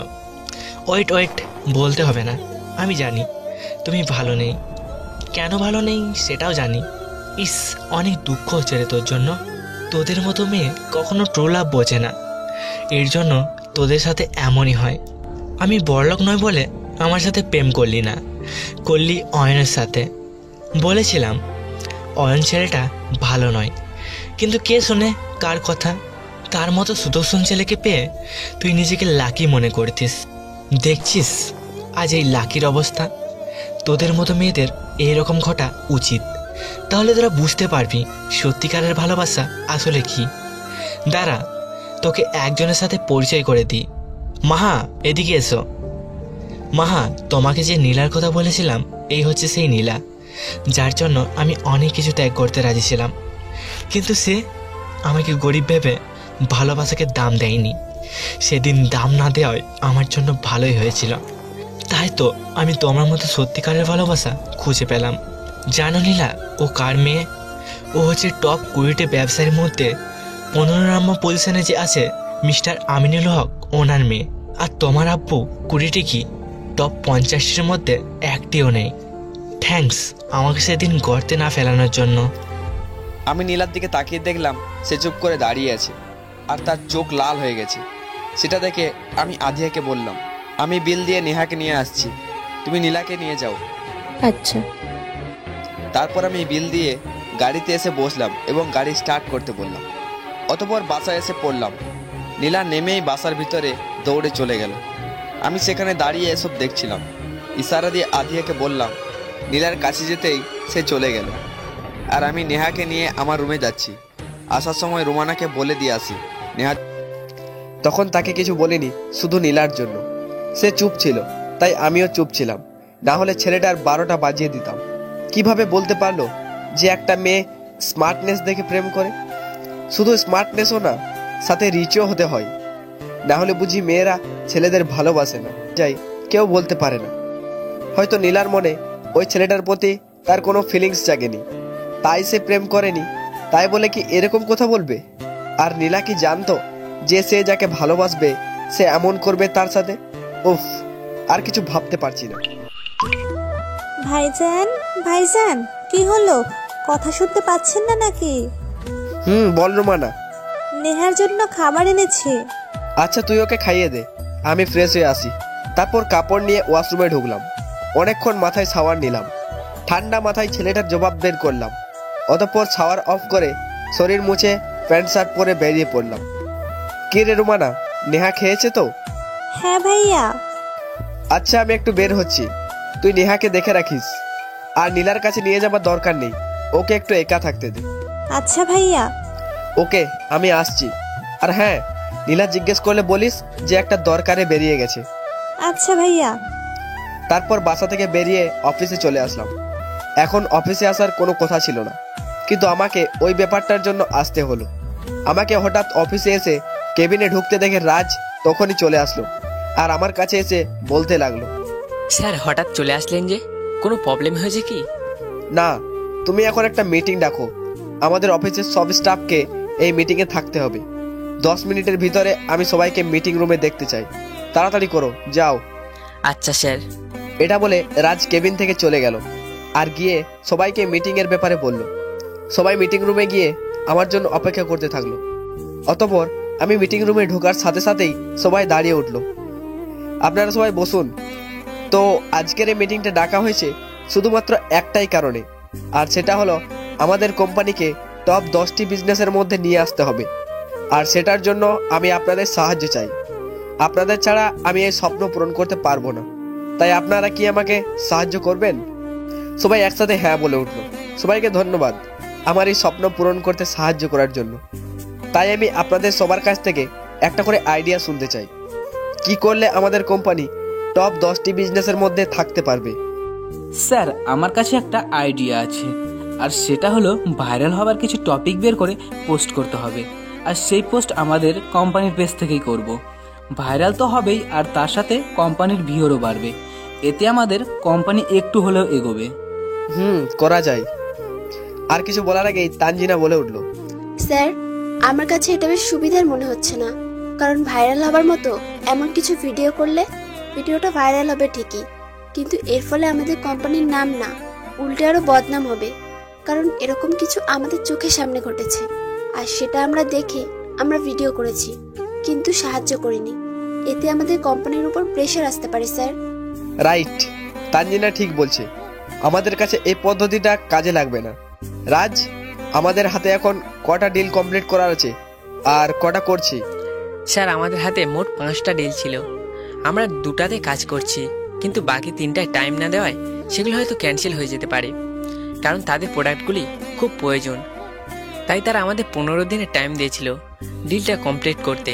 অলরেডি আমাদের হাতে 3 দিন হয়ে গেছে, আমাদের হাতে আর মাত্র 12 দিন আছে। এই কথাটা আমাকে আগে জানালে না কেন? বড় স্যার আপনাকে বলতে বারণ করেছেন, তাই। স্যার বলতে কেন বারণ করেছেন আমার আর জানতে বাকি রইল না। কারণ হলো আমার মাথায় অলরেডি অনেক টেনশন আমার আব্বুকে নিয়ে, আর সাথে এই বিয়েটাও হঠাৎ করে হলো। তাই উনি আমার উপর আর প্রেসার দিতে চাননি, এর জন্যই বলেননি। আচ্ছা ঠিক আছে, আর বলতে হবে না, আমি জানি। এখন এটা বলো, আমরা যে ডিলটা নিয়ে এখন কাজ করছি সেটা শেষ হতে কদিন লাগবে? স্যার, আমাদের এই 2টা ডিল কমপ্লিট করতেই 4 দিন লাগবে, আর বাকিগুলো কিভাবেই শেষ করব? আমার কাছে একটা আইডিয়া আছে। যদি আপনারা সবাই একমত হন তাহলে টেনশন করতে হবে না। আমরা খুব তাড়াতাড়ি এই 2টা ডিল কমপ্লিট করে অন্যটা ধরতে পারবো। কি হবে স্যার? আমরা যদি সবাই অফিসের টাইমের পর আর 2 ঘন্টা টাইম দিই অফিসে, তাহলে আমাদের এই ডিলগুলি কমপ্লিট করতে পারবো, তাও আবার 2 দিনের মধ্যে। আর পরের ডিলটাও আমরা কমপ্লিট করতে সক্ষম হব। আর এই যে এক্সট্রা টাইম অফিসে দিবেন, সেই টাইম দেওয়ার জন্য আপনাদেরকে এক্সট্রা টাকাও দেওয়া হবে। আর যদি আমাদের কোম্পানি টপ 10টির মধ্যে আসে, তখন তো আপনাদের আলাদা একটা সম্মান থাকবে। এত বড় অফিসে কাজ করার সুযোগ কয়জনের হয়? তাই আপনারা যদি আমাকে 2 ঘন্টা টাইম দেন, কথা দিলাম কখনো বিপদে আপদে পড়লে এই কোম্পানি করুক আর না করুক, আমি আপনাদের সাহায্য করব। শুধু আপনারা আমাকে 2 ঘন্টা টাইম দেবেন আর নিজের অফিস ভেবে কাজ করবেন। ইনশাআল্লাহ দেখবেন আমরা টপ 10টার মধ্যে এসে যাব। এ কথা শুনে সবাই হাততালি দিল। তার মানে সবাই আমার কথায় রাজি। সবাইকে অনেক অনেক ধন্যবাদ। তাহলে এখন থেকে কাজে লেগে যান আপনারা। রাজ আর তানজিনা, তোমরা দুজন থাকো, বাকি সবাই কাজে যাও। তারপর সবাই চলে গেল, রাজ আর তানজিনা ছাড়া। রাজ, আমাকে তুমি নতুন ডিলের ফাইলগুলো দাও। এই নিন স্যার। তারপর সব ফাইল দেখলাম, দেখে মনে হলো এখানের মধ্যে মিস্টার সিরাজ হকের কোম্পানি উচ্চ পদে। তারা আমাদের সাথে এই প্রথম ডিল করছে। রাজ, ওই যে মিস্টার সিরাজ হকের ফাইলটা, আমি আর তানজিনা মিলে কাজ করব ওটাই। স্যার, সিরাজ হকের ফাইলটা তো অনেক বড়, আর ওনার সাথে আমাদের এই প্রথম ডিল হচ্ছে। যদি কিছু কমতি থাকে বা ভুল হয়, তাহলে উনি আমাদের কোম্পানির এমন বদনাম করবেন, পরে আর কেউ আমাদের সাথে বিজনেস করতে রাজি হবেন না। তাই তো আমি এই ফাইলটার উপর কাজ করতে চাইছি। যদি কেউ কোনো ভুল করে তখন তো প্রবলেম হবে। আর তুমি নিশ্চিন্ত থাকো, আমি আর তানজিনা এই ফাইলটা অনেক খেয়াল করে দেখব। কি বলো তানজিনা? জি স্যার। ওকে, তাহলে রাজ, তুমি এই ফাইলের সব কিছু ডিটেলস আমার কেবিনে নিয়ে এসো। Okay sir. তানজিনা, আমার কেবিনে এসো। তারপর আমি আর তানজিনা আমার কেবিনে বসে আছি। কিছুক্ষণ পর রাজ আসলো, এসে আমাদেরকে সব কিছু বুঝিয়ে দিল। তারপর আমি আর তানজিনা কাজ করতে লাগলাম। স্যার, এখন তো 5টা বেজে গেছে। এখন কি কাজ শুরু করব না কাল থেকে? কেন, তোমার কি দরকার? কোথায় যাবে? আসলে স্যার, আমাকে একটা ঘর খুঁজতে হবে। এতদিন তো ফ্রেন্ডের বাসায় ছিলাম, এখন যেহেতু জব পেয়ে গেছি, তাহলে আর তার কাছে কিভাবে থাকবো? তুমি ফ্রেন্ডের বাসায় মানে? তুমি না আমাকে বললে তোমার সৎ মা তোমাকে টর্চার করেন বলে জব খুঁজছো, তাহলে বাসায় থেকে বের হলে এটা বললে না কেন? সরি স্যার, আজ 7 দিন হয়ে গেছে আমি বাসা থেকে বের হয়ে এসেছি, আর এতদিন রাজ ভাইয়ার বাসায় ছিলাম। তোমাকে এখন বাসা খুঁজতে হবে না, আমাদের অফিস তোমার জন্য বাসা খুঁজবে। তাই তুমি এখন রাজের বাসায় থাকো, আমি ওকে বলে দেবো কোনো সমস্যা হলে আমাকে জানাতে। আর এখন তুমি শুধু কাজে মন দাও, আর কিছু নিয়ে তোমাকে চিন্তা করতে হবে না। ওকে স্যার, তাহলে আমি আসি। তানজিনা চলে গেল, আমি বসে বসে কাজ করতে লাগলাম। স্যার অফিসে কেউ নেই, শুধু আপনি আর তানজিনা। তুমি তানজিনাকে নিয়ে চলে যাও। স্যার ও আপনাকে ছাড়া অফিস থেকে যাবে না। খবরই নেই, আর তুমি কি না 2 কথা বললে আর অমনি নেহা চুপ হয়ে গেল। আমার হাতে জাদু আছে তো তাই, এটা বলে একটা হাসি দিলাম। আমার সাথে সাথে নেহাও হাসলো।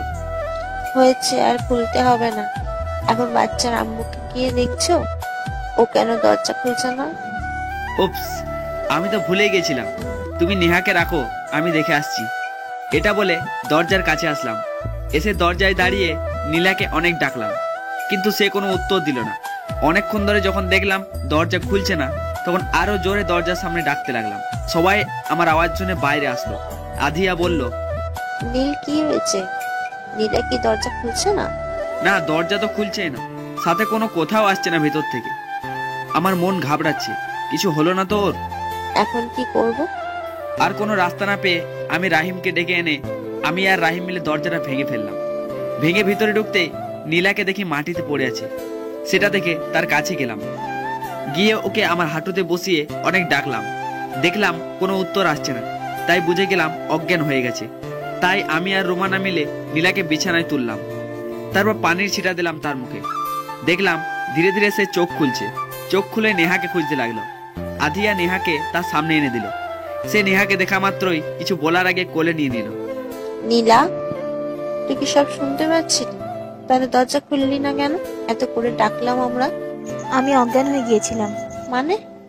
মানে হলো তোরা যখন আমাকে ডাকছিলি তখন আমি অজ্ঞান হয়ে গিয়েছিলাম। হঠাৎ নেহার কান্নার আওয়াজ শুনে আমি দরজা খুলতেই মাথা ঘুরে পড়ে অজ্ঞান হয়ে গিয়েছি। এখন নীলাকে রেস্ট নিতে দাও, সবাই এসে নিচে যাও। তারপর সবাই চলে গেল নিচে। আমি গিয়ে দরজা লক করে নীলার পাশে এসে বসলাম আর বললাম, আপনি গিয়ে ফ্রেশ হয়ে আসুন, আমি নেহাকে দেখছি। জি। তারপর নীলা চলে গেল ফ্রেশ হতে। আমি নেহাকে কোলে নিয়ে ভাবতে লাগলাম, এক ফোঁটা পানিও পড়তে দেবো না। প্লিজ আমাকে একটা চান্স দেন, প্লিজ। আমি নীলাকে এত ভালোবেসে ফেলেছি যে তার কষ্ট আমি আর দেখতে পারছি না, তাই তার কাছে এই চান্সটা চাইলাম। আমার কথার কোনো উত্তর দিল না। এটা দেখে আমি তাকে ছেড়ে দিয়ে আবার বললাম, আমাকে কি একবার চান্স দেওয়া যায় না? আচ্ছা, আপনার স্বামী হবার দায়িত্ব না হয় দিলেন না, কিন্তু আপনার নেহার বাবা হওয়ার দায়িত্বটা দেবেন প্লিজ। এটা বলে নীলার দিকে তাকিয়ে থাকলাম। দেখলাম সে কাঁদছে। সে আর কিছু না বলে আমাকে জড়িয়ে ধরে অনেক কাঁদতে লাগলো আর বলতে লাগলো, আমি জানি আপনি অনেক ভালো ছেলে। আপনি যে আমার মেয়েকে কখনো কষ্ট দেবেন না সেটা আমি প্রথম রাতেই বুঝে গিয়েছিলাম। হয়তো আমি আপনাকে আমার স্বামীর অধিকার দিতে পারবো না বা ভালোবাসতেও পারবো না, কিন্তু নেহার বাবা হওয়ার অধিকার আপনাকে আমি দিতে পারবো। আমার আর কিছু লাগবে না। যেদিন আপনি আমাকে আপনার নিজের স্বামীর অধিকার দেবেন, দেখলাম সে শুয়ে কি যেন ভাবতে লাগলো। তাই পাশে গিয়ে বসে প্লেট টেবিলে রেখে তাকে বললাম, আবার কি ভাবছো? ভাবছি সাগরের বলা কথাগুলো। সে ঠিকই বলেছিল, আমার বাবার কি আর তার প্রেমিকার বাবার মতন টাকা আছে? আর আমাদের কোম্পানিও কত নম্বরে আছে? তাদের কোম্পানি তো টপ 20-র মধ্যে 15 নম্বরে আছে। নীলা প্লিজ এসব চিন্তা বাদ দাও তো, এখন খেয়ে নাও। আমি তোমাকে এখন বলবো না আমি কি করতে যাচ্ছি। যেদিন আমাদের অফিস টপ 10টি বিজনেসের মধ্যে আসবে, সেদিন আমি নীলাকে সারপ্রাইজ দেব, আর সেটা হবে তার লাইফের অনেক বড় সারপ্রাইজ। তারপর নীলা খেয়ে নিল। আমি সেই প্লেট নিয়ে নিচে আসলাম। এসে তার জন্য আনা সেই চকলেট ফ্লেভারের কর্নাডো আইসক্রিম ফ্রিজ থেকে বের করে নিয়ে গেলাম। এই নাও। কি? প্যাকেটটা খুলে দেখো। তারপর নীলা পকেটটা খুললো এবং দেখতে পেল কর্নাডো আইসক্রিম। সে একটা হাসি দিয়ে বলল, থ্যাঙ্কস। তারপর আমি নিচে এসে ফ্রেশ হয়ে খেয়ে নীলার রুমে ঢুকলাম। দেখলাম নীলা ঘুমিয়ে গেছে, তাই আমি আর কিছু না ভেবে শুয়ে পড়লাম। সকালে এলার্মের আওয়াজে ঘুম ভাঙলো। এলার্ম অফ করার আগে ভালো করে চোখ মেলে বিছানার দিকে তাকালাম। দেখলাম নীলা নেই, সাথে নেহাও নেই। এত সকালে কিভাবে উঠলো নীলা আর নেহা? এটা ভেবে টাইম দেখতে লাগলাম। টাইম দেখে তো আমি অবাক হয়ে চেয়ে আছি মোবাইলের দিকে, কারণ আমি 7টায় এলার্ম দিয়েছিলাম, তাহলে 9টায় কেন বাজলো? মোবাইলের দিকে তাকিয়ে কি দেখছো? মোবাইলের দিকে চেয়েছিলাম, হঠাৎ নীলা রুমে এসে এ কথা বলল। না মানে 7টায় এলার্ম দিয়েছিলাম, 7টায় না বেজে 9টায় বাজলো কেন সেটাই দেখার জন্য মোবাইলের দিকে তাকাচ্ছি। মনে হয় ভূতে টাইমটা চেঞ্জ করে ফেলেছে। এটা বলে নীলা হাসতে লাগলো। এই প্রথম আমি নীলার মুখে এরকম হাসি দেখতে পেলাম, তাই আরো হাসানোর জন্য বলে উঠলাম, ভূত? আমি আর এরকম আসবো না, আমার অনেক ভয় করে ভূত দেখলে। তুমি ভূতকে ভয় পাও? আমি তো কিছুই ভয় পাই না, শুধু তোমার মুখে হাসি আনার জন্য ভূত কি, যদি পানিকেও ভয় পেতে হয় তাহলে সেটাকেও পাবো। কি হলো, কথা কানে যাচ্ছে না নাকি ভূতের ভয় কথা বলতে ভয় করছে? আর কখন থেকে মোবাইলটা বাজছে সেটা কি শুনতে পাচ্ছ না? আমি নীলার হাসিতে এত ডুবেছিলাম যে মোবাইল বাজছিল সেই দিকে আমার কোনো খেয়ালই নেই। এটা বলে মোবাইল হাতে নিয়ে দেখলাম অফিস থেকে রাজ কল করেছে, তাই আর কথা না বাড়িয়ে নীলাকে ফ্রেশ হবো বলে নিচে চলে আসলাম। আসার সময় আধিয়ার কোলে নেহাকে দেখলাম, সেখানে এখন গেলাম না, না হলে অফিসের জন্য লেট হয়ে যাবে, তাই এরকম ভাবে শুরু হয়েছে। হাসি খুশি হয়ে আল্লাহর কাছে দোয়া করি যেন নীলাকে আমি এরকম ভাবে সবসময় হাসি খুশি রাখতে পারি। অতঃপর অফিসে চলে আসলাম, এসে নিজের কেবিনে বসলাম। আসার আগে রাজকে বলে আসলাম আসার জন্য। স্যার আসবো? হ্যাঁ এসো। তো বলো কেন কল দিয়েছিলে? স্যার একটা সমস্যা হয়ে গেছে। কি?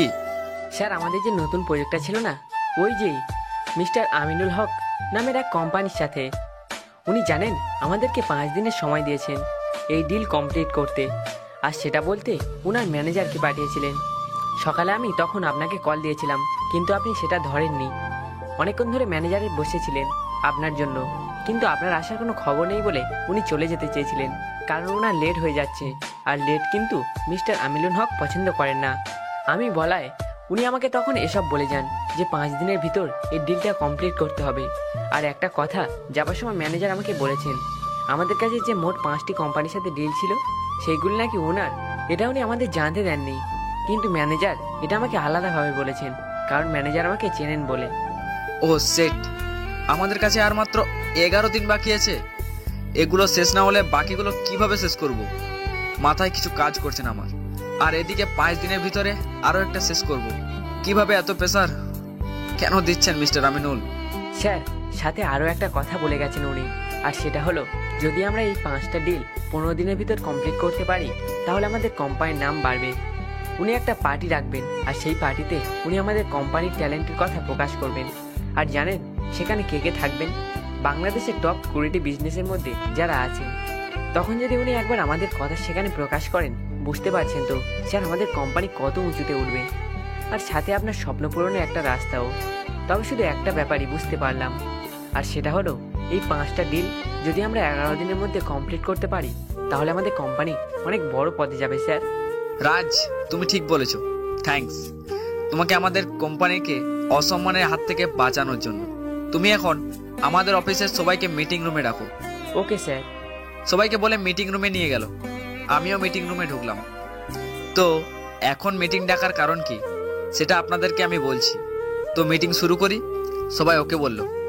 আপনারা তো সবাই জানেন যে আমাদের হাতে 5টি কোম্পানির ডিল আছে, আর সেগুলো আমাদের ডেলিভারি করতে হবে মাত্র 15 দিনের ভিতরে। আমরা হয়তো ভাবছিলাম সব কোম্পানিগুলি আলাদা, কিন্তু আমরা সেটা ভুল ভেবেছিলাম। এই সবকটা ডিল হচ্ছে একজনের, আর সে হচ্ছেন মিস্টার আমিনুল হক। উনি টপ 10টি বিজনেসম্যানের মধ্যে 5 নম্বর পজিশনে আছেন। ওনার কোম্পানিগুলি আর উনি আমাদেরকে দেখতে চেয়েছেন যে আমরা কি 15 দিনের ভিতরে এত বড় বড় প্রজেক্টগুলির ডেলিভারি দিতে পারি কিনা, তাও আবার একটা না 5টা। আর যদি আমরা তাদের দেওয়া ডিলগুলি কমপ্লিট করতে পারি তাহলে আমাদের কোম্পানির নাম খুব সহজে উঠে যাবে। কারণ এত কম সময়ের মধ্যে আমরা কিভাবে পারলাম এই ডিলগুলি কমপ্লিট করতে, তখন আমাদের সব স্বপ্ন পূরণ হয়ে যাবে। আর সেইগুলি করতে হলে আমাদেরকে অফিসে এখন অনেক সময় দিতে হবে, যেমন সকাল 8টা থেকে রাত 10টা পর্যন্ত। আমি জানি আপনাদের আসা যাওয়াতে অসুবিধা হবে, তাই কোম্পানি থেকে আপনাদের আসা যাওয়ার জন্য একটা গাড়ির ব্যবস্থা করে দেওয়া হবে, যাতে সবাই টাইম মতো আসতে পারেন আবার যেতেও পারেন। আর এই কষ্টটা শুধু আপনাদের 11 দিনই করতে হবে, এর বেশি না। তাই আমি আপনাদের কাছে এই 11টা দিন মন দিয়ে কাজ করার জন্য অনুরোধ করছি। আপনারা সবাই মনোযোগী দিয়ে কাজ করবেন প্লিজ। টিম 1 আর টিম 2, আপনাদেরকে আগে যে প্রজেক্টের জন্য কাজ দেওয়া হয়েছিল সেই প্রজেক্টটা আগামীকাল সকালের মধ্যে কমপ্লিট দেখতে চাই। এখন আপনারা কাজে লেগে পড়ুন, আর কেউ কোনো কাজে একটু ভুলও করবেন না। এখন সবাই যেতে পারেন। তারপর সবাই চলে গেল। আমিও আমার কেবিনে চলে আসলাম। আসার সময় রাজকে বলে এসেছি তানজিনাকে টিম 1-এর সাথে কাজে দিয়ে দিতে। এসে চেয়ারে বসে মোবাইল হাতে নিলাম, নিয়ে দেখি আব্বুর হাসপাতাল থেকে কল আসছে। তাই আমি ব্যাক করলাম। কিছুক্ষণ রিং হওয়ার পর একজন নার্স ধরল। হ্যালো, কে বলছেন? আমি নীল, আমি ওই রোগীর ছেলে বলছি। আমার বোন হয়তো কল দিয়েছিল আমাকে, তখন মোবাইল দেখিনি। আপনি কি তাকে একটু ডেকে এনে দেবেন? স্যার, আপনার বাবা আর আপনার বোনকে একজন মেয়ে এসে নিয়ে গেছেন। ওনার নাম নীলা। উনি বলেছেন আপনি নাকি ওনার স্বামী, তাই আপনার আব্বুকে উনি নিয়ে গেছেন। ও ওকে, থ্যাঙ্কস। কল কেটে ভাবতে লাগলাম নীলা কেন আব্বুকে বাসায় নিয়ে গেল। যদি কিছু উল্টাপাল্টা কিছু করে বসে, নীলার তখন তো আরো বেশি সমস্যা হবে। এটা ভেবে নীলার মোবাইলে কল দিলাম। হ্যালো নীলা, আমি নীল। এই প্রথম তো তাকে কল দিয়েছি, তাই হয়তো আমার নাম্বার চিনে না। ও নীল, ভালো হয়েছে কল দিয়েছো, না হলে এখন আমি নিজেই দিতাম। মানে কি হয়েছে? তেমন কিছু না, আমি হসপিটাল থেকে তোমার আব্বু আর তোমার বোন রাইসাকে নিয়ে এসেছি। এসব করার কি দরকার ছিল? উনি বাসায় চলে যেতেন ভালো হলে। তা কিভাবে হয়? উনি অসুস্থ, আর অসুস্থতার মাঝে বাইরের খাবার খাবেন নাকি? তাই নিয়ে এসেছি। তুমি একদম চিন্তা করো না, আমি তোমার আব্বুকে আমার আব্বু ভেবে সেবা করব। এখন রাখি, ওনার জন্য খাবার বানাবো। এটা বলে কল কেটে দিল। নীলা হঠাৎ করে এরকম পাগলামি টাইপের কাজ করছে কেন? সকালে আমার জন্য নাস্তা, আবার আব্বুকে হাসপাতাল থেকে নিয়ে এসে বাসায় রেখে তার যত্ন নেওয়া, সবকিছু যেন চেঞ্জ হয়ে যাচ্ছে ধীরে ধীরে। এখন এসব নিয়ে ভাবলে চলবে না, তাই কাজে মন দিলাম। বসে কাজ করছিলাম, হঠাৎ কে যেন কল দিল। তাই মোবাইল হাতে নিয়ে দেখি নীলা কল দিয়েছে, তাই ধরলাম। হ্যালো, তোমার সাথে আব্বু কথা বলতে চায়, তাই এখন কল দিয়েছি। আচ্ছা, আব্বুকে দাও। এই নিন আব্বু, আপনি নীলের সাথে কথা বলুন, আমি আপনার জন্য কিছু বানিয়ে আসি। নীল, কেমন আছিস? এই তো ভালো, তুমি? আর তোমার শরীর খারাপ লাগছে না তো? আরে না, আমি ঠিক আছি। আর ছেলের বউয়ের হাতে রান্না খেয়ে আমি এখন ধীরে ধীরে। তারপর দুপুরে খেয়ে আবার কাজে মন দিলাম। এভাবে কেটে গেল 11 দিন। এই 11 দিনে দেখলাম নীলা ধীরে ধীরে আমার কেয়ার নিচ্ছে। শুধু আমার না, আব্বুর এবং রাইসারও। সবসময় দুপুরে কল দিয়ে জিজ্ঞাসা করে খেলাম কিনা। রাতে লেট করে আসলে সবাই ঘুমিয়ে গেলেও শুধু নীলা আমার জন্য রাতে খাবার নিয়ে বসে থাকে। আমাকে জিজ্ঞাসা করে এত লেট কেন হয়। আমি বলিনি, কারণ তাকে সারপ্রাইজ দেবো বলে। আর নীলার আব্বুও, উনি এখনো আসেনি। ওনার নাকি ওখানে আরো কাজ বাকি রয়ে গেছে, সেগুলি কমপ্লিট করতে ওনাকে আরো কয়দিন থাকতে হবে। আর উনি আসবেন আমাদের সেই দিন যেদিন আমরা মিস্টার আমিনুল হকের প্রজেক্টগুলি ডেলিভারি করব, সেদিন রাতে। স্যার, মিস্টার আমিনুল হক চলে এসেছেন। ওনাকে কি আপনার কেবিনে নিয়ে আসবো? নিয়ে এসো। কিছুক্ষণ পর রাজ মিস্টার আমিনুল হককে নিয়ে আসলো। হাই, আমি নীল। হ্যালো, আমি আমিনুল হক। জি, বসুন। তারপর মিস্টার আমিনুল হক বসলেন। আমিও গিয়ে চেয়ারে বসলাম। বাই দ্য ওয়ে, আপনি কে? আমি হচ্ছি সজীব হোসেনের মেয়ের জামাই। ও, তো উনি কোথায়? আসলে উনি কাজের জন্য দেশের বাইরে গেছেন। আর আপনাদের চাওয়া প্রজেক্টগুলি আমরা এখন আপনাদের সাথে করে দিয়ে দেব। তা বুঝলাম, কিন্তু আমি তো মিস্টার সজীবের কাজকে দেখে ডিল করেছিলাম। তাহলে উনি নেই কেন এখানে? উনি আজ রাতে আসবেন। আমি আব্বুকে বলবো আপনার সাথে দেখা করতে। তা লাগবে না, আগামীকাল আমার বাসায় একটা পার্টি রেখেছি, আপনারা সবাই সেই পার্টিতে আসবেন। আচ্ছা, তাহলে আসি, দেখা হচ্ছে কাল। হাত মিলিয়ে একথা বলে চলে গেলেন। অতঃপর এক এক করে সবাই এসে তাদের প্রজেক্টগুলি নিয়ে গেলেন। আমি এবং আমার অফিসের স্টাফগুলি অনেক খুশি আছি। আর সেই খুশির জন্য আমি আমাদের সব স্টাফকে 2 দিনের জন্য ছুটি দিয়ে দিলাম। সাথে তাদের বেতনের টাকা সহ সাথে অর্ধেক বোনাসও দিলাম। তারপর আমি বাসায় চলে আসলাম। আসার সময় নীলার জন্য একটা শাড়ি চয়েস করে নিয়ে আসলাম, আগামীকাল পার্টিতে সেটা পরে যাওয়ার জন্য। অতঃপর বাসায় চলে আসলাম। এসে নীলাকে না দেখিয়ে রুমে লুকিয়ে দিলাম শাড়িটা, কাল সেটা দেখিয়ে সারপ্রাইজ দেবো বলে। তারপর আমরা সবাই ডিনার করে নিলাম। নীলার আব্বুকে আনতে আমি এয়ারপোর্টে গেলাম। নীলা অনেক করে বলছিল আমার সঙ্গে আসবে, কিন্তু আমি আসতে দিইনি, কারণ নেহা যদি ঘুম থেকে উঠে কাঁদে তাকে তো আমাদের সাথে নিয়ে আসাও যাবে না এই ঠান্ডার মাঝে। অতঃপর এয়ারপোর্টে পৌঁছে গেলাম। সেখান থেকে নীলার আব্বুকে নিয়ে চলে আসলাম বাসায়। আসার সময় ওনাকেও কিছু বলিনি কাল সারপ্রাইজ দেবো বলে। অতঃপর বাসায় পৌঁছালাম। নীলার আব্বু রুমে চলে গেলেন ফ্রেশ হতে। আমি রুমানাকে আসার আগে বলে আসলাম স্যারের জন্য খাবার টেবিলে লাগাতে। তারপর আমি রুমে এসে ফ্রেশ হলাম। এখন আমি নীলার বাথরুমে ফ্রেশ হই, কারণ নীলা আমার সব কাপড় চোপড় এইখানেই শিফট করে ফেলেছে।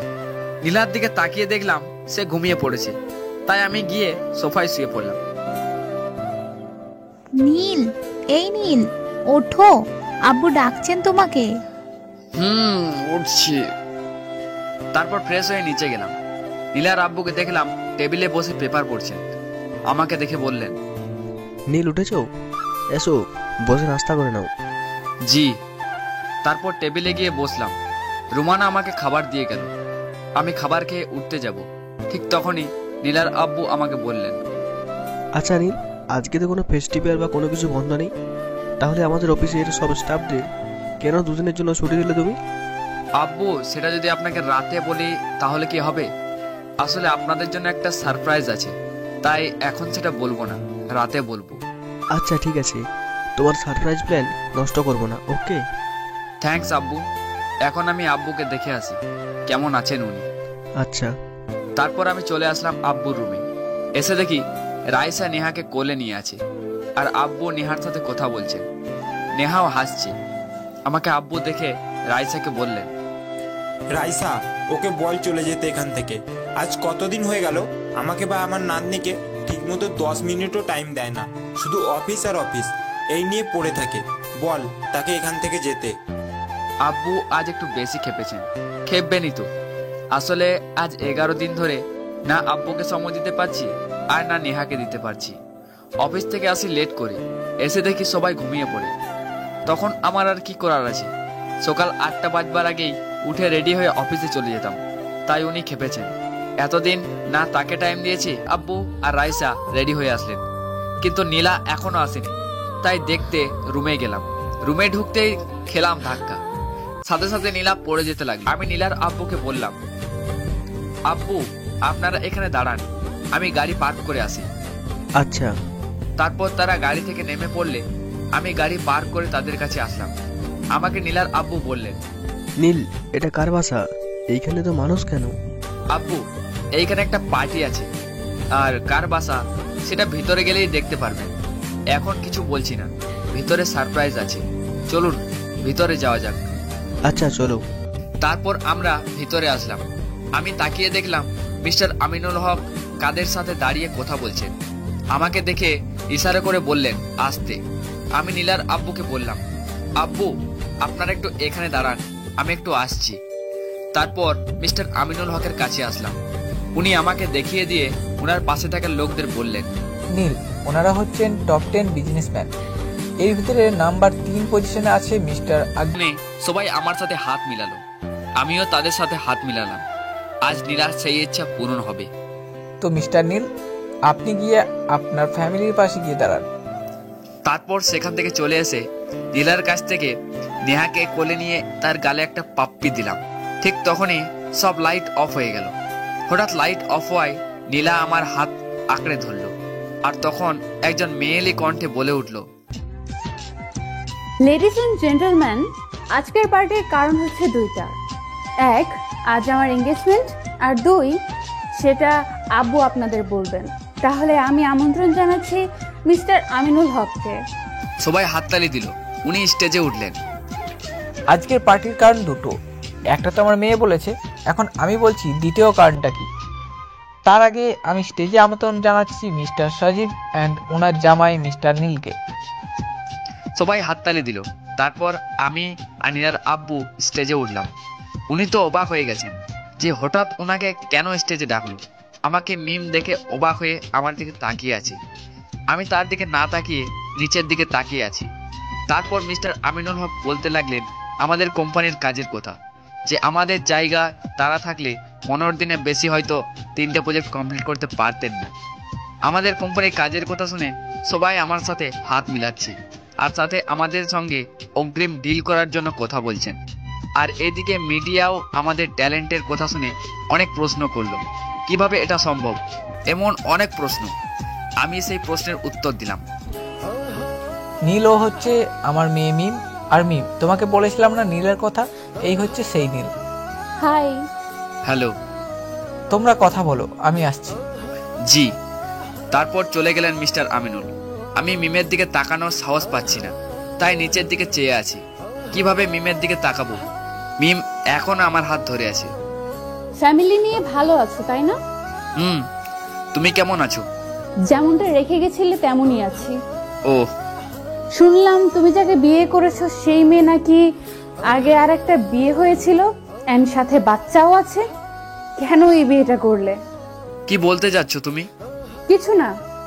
আজ কেন দেখা দিলে আমায়? জানো, এই কত বছর আমি তোমাকে ভুলতে পারিনি। যখন ভুলে গেলাম তখন কেন দেখা দিলে আমায়? আমাকে নীলা ডাকছে, এটা বলে সেখান থেকে চলে আসলাম। না হলে আরো কথা শুনতে হতো, আর সেটা শুনতে আমি পারবো না। এমনিতেই ও অনেক কষ্ট পেয়েছে আমাকে এভাবে দেখে, আর আমি চাই না তার কষ্ট বাড়াতে। আমিও যে তাকে অনেক ভালোবাসতাম, কিভাবে পারবো তার কষ্ট দেখতে আমি? প্রথম ভালোবাসা চলে গেলে কেমন লাগে সেটা আমি জানি। তারপর মিস্টার আমিনুল হকের সাথে দেখা করে ওনাকে বললাম, মিস্টার আমিনুল হক, আমরা এখন যাই। এ কি, এত তাড়াতাড়ি চলে যাবে কেন? পুরো পার্টিটা এনজয় করে যাও। আসলে নীলাকে নিয়ে বাইরে ডিনার করার প্ল্যান ছিল, তাই যদি এখন এখান থেকে যেতে পারি তাহলে সেটা সম্ভব হবে। আপনি তো বুঝতেই পারছেন, নতুন বিয়ে। ওকে, আবার দেখা হবে। জি নিশ্চয়, তাহলে আসি, বাই বলে চলে আসলাম সেখান থেকে। সেখানে থাকলে মিমের কষ্ট আমাকে দেখতে হবে, আর আমি চাই না সেটা দেখতে। আসলে মিম কে সেটা জানতে হলে ফ্ল্যাশব্যাকে যেতে হবে। তো চলুন ফ্ল্যাশব্যাকে যাওয়া যাক। মিম হচ্ছে আমার কলেজ লাইফের ক্লাসমেট এবং আমার লাইফের প্রথম লাভ। আমি আর মিম দুজনে খুব ভালো ফ্রেন্ড ছিলাম। শুধু ফ্রেন্ড বললে ভুল হবে, মিম আর আমরা দুজন দুজনকে অনেক ভালোবাসতাম। আমাদের ভালোবাসার দিন খুব ভালোই কেটেছিল, কিন্তু কেউ একজন বলে গেছেন যে কখনো সত্যিকারের ভালোবাসা বেশিক্ষণ টিকে থাকে না। আর সেটাই হলো সেদিন, যেই দিন আমাদের কলেজের লাস্ট দিন ছিল। সেদিন আমাদের ক্লাস ছেড়ে চলে যাব বলে একটা ক্লাস পার্টি রাখি। সবাই সেদিন অনেক এনজয় করেছিলাম। পার্টিতে সেদিন ড্রিঙ্ক একটু বেশি করে ফেলেছিলাম, তাই সেদিন ঠিকমতো হুঁশ ছিল না আমার। আর সেটার ফায়দা নিধি উঠালো। আমাকে সে একটা খালি রুমে নিয়ে গেল। আমাকে সে কিস করতে লাগলো, সাথে লিপ কিস, গালে কিস এসব করছে। আর আমার মোবাইল বের করে আমার হাত দিয়ে সে পিকচার তুলছে। আর আমি সেদিন হুঁশে ছিলাম না, তাই নিধি কি করছে না করছে আমি কিছু বুঝতে পারিনি। তখন আমাকে খুঁজতে মিম সেই রুমে চলে আসলো। আর আমাদের এইভাবে দেখে নিধি বলে চিৎকার দিয়ে উঠল। নিধি নীলাকে দেখে তার কাছে দৌড়ে গিয়ে পিছনে লুকিয়ে কেঁদে কেঁদে বলল, মিম আমাকে বাঁচা, না হলে আমাকে ও ছাড়বে না। দেখ কি হিংস্র ভাবে চেয়ে আছে আমার দিকে। কি বলিস নিধি? ও তোকে কি করবে? ও এখন নেশায় এমন ভাবে তাকিয়ে আছে, আর কিছু না। তুই যা, আমি ওকে নিয়ে আসি। আমি সত্যি বলছি, বিশ্বাস না হলে তুই ওর মোবাইল চেক করে দেখবি ও আমার সাথে কি করেছে। ছি, ভাবতেও ঘৃণা লাগছে আমার। নীল এরকম করতে পারবে সেটা আমি জানতাম না। নিধি, তুই কি আবল তাবল বলিস? ওকে, তুই দাঁড়া, আমি ওর মোবাইল নিয়ে আসি। তারপর মিম আমার মোবাইল নিয়ে লক খুললো। লকে আমি মিম আর আমার নাম দিয়েছিলাম, তাই সে লক জানে। গ্যালারিতে গিয়ে দেখতে পেল নিধি যা বলল তা সত্যি। এটা দেখে সে আমাকে একটা থাপ্পড় দিয়ে সেখান থেকে চলে গেল। তখন কিছু বলিনি, কারণ আমি হুঁশে ছিলাম না। হৃদয়কে সে বলে গিয়েছে আগামীকাল যেন তার সাথে পার্কে দেখা করি। একথা বলে সে চলে যায়, আর আমাকে হৃদয় তার বাসায় নিয়ে যায়। সেদিনের কথা আর কিছু মনে নেই। যা হলো পরের দিন হলো। কি হলো শুনবেন? শুনুন। উফ ঋতু, আমার মাথায় এত ব্যথা, মাথাটা ধরে আছে কেন? কাল যে পরিমাণ ড্রিঙ্ক করেছিস সেটা কি তোর মনে আছে? মানে কি? মানে কি সেটা তুই তোর মোবাইলের গ্যালারি চেক করলেই পাবি। ঋতুর কোথায় কিছু না বুঝে মোবাইলের লক খুলে গ্যালারি ঢুকলাম। ঢুকেই অবাক, কাল আমি এসব করেছি, তা আবার নিধির সাথে। ঋতু, আমাকে প্লিজ তুই কালকের ঘটনা সব খুলে বল। তারপর ঋতু যা যা বলল সেটা শুনে আমার মাথা ঠিক রাখতে পারলাম না। ঋতু, মিম এসব দেখেছে, আজ আমি শেষ। আর আমি কি এতটাই নেশায় ছিলাম যে নিধির সাথে এসব করতে যাব? ওইসব আমি জানি না। তুই এখন তাড়াতাড়ি সেখানে যা যেখানে তুই আর মিম দেখা করিস। সে তোর জন্য ওয়েট করবে বলেছে। কখন বলেছে? কাল। আচ্ছা, যাচ্ছি। আমি রেডি না হয়ে ঘর থেকে তাড়াতাড়ি বেরিয়ে পড়লাম। মিম আমার জন্য হয়তো এসে অপেক্ষা করছে। কিছুক্ষণ পর সেই পার্কে চলে এলাম। এসে দেখি মিম বসে আছে। আমি কাছে গিয়ে তার সামনে হাঁটুর উপর বসে আমার কান ধরে বলতে লাগলাম, I am extremely sorry Babu, R late হবে না।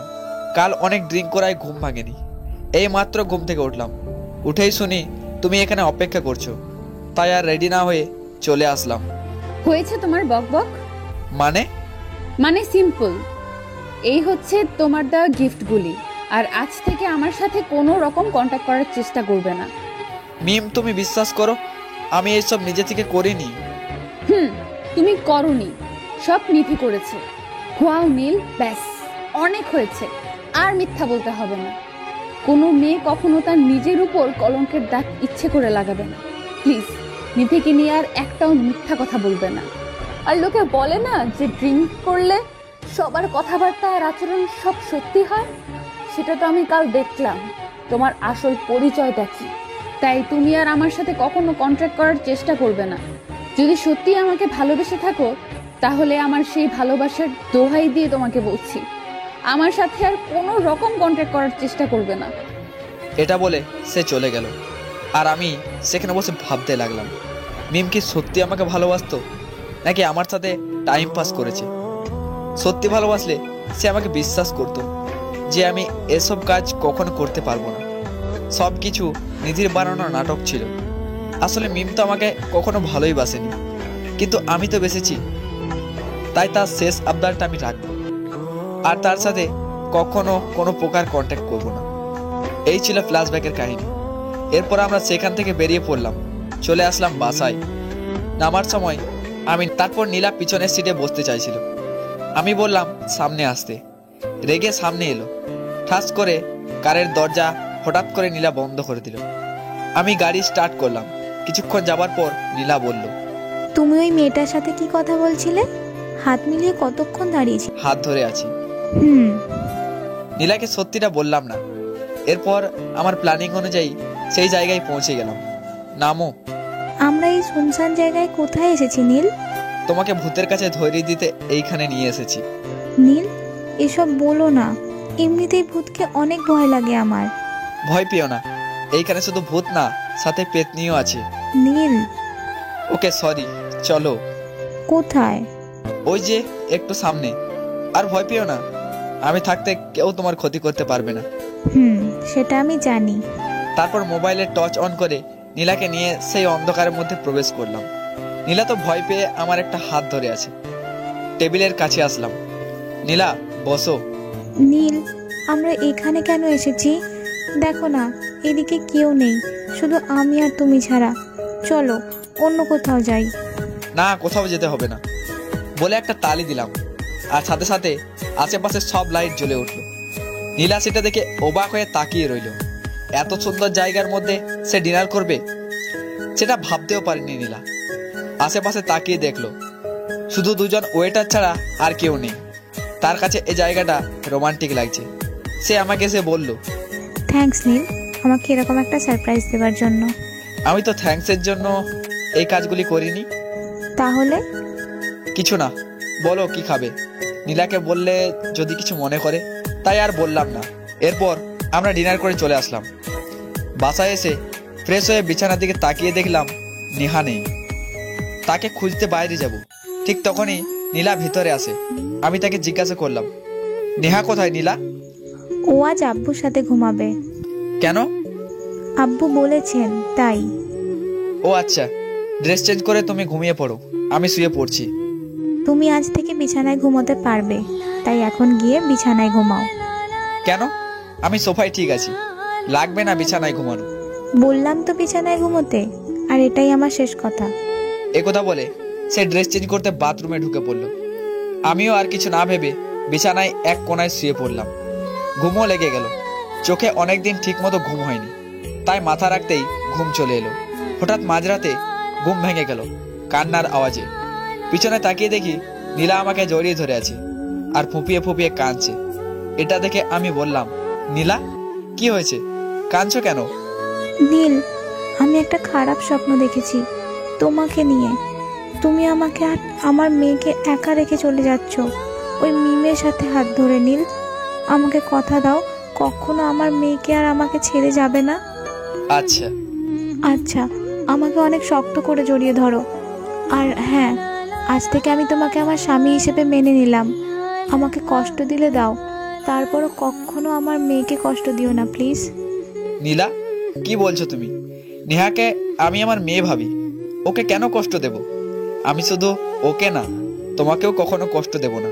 এটা বলে তাকে শক্ত করে জড়িয়ে ধরে কপালে একটা পাপ্পি দিলাম। অনেকদিন পর নিজের কাছে একটা আলাদাভাবে ভালো লাগা কাজ করছে, এমনভাবে যেন আমি নীলাকে সারাটা জীবন আগলে রাখতে পারি।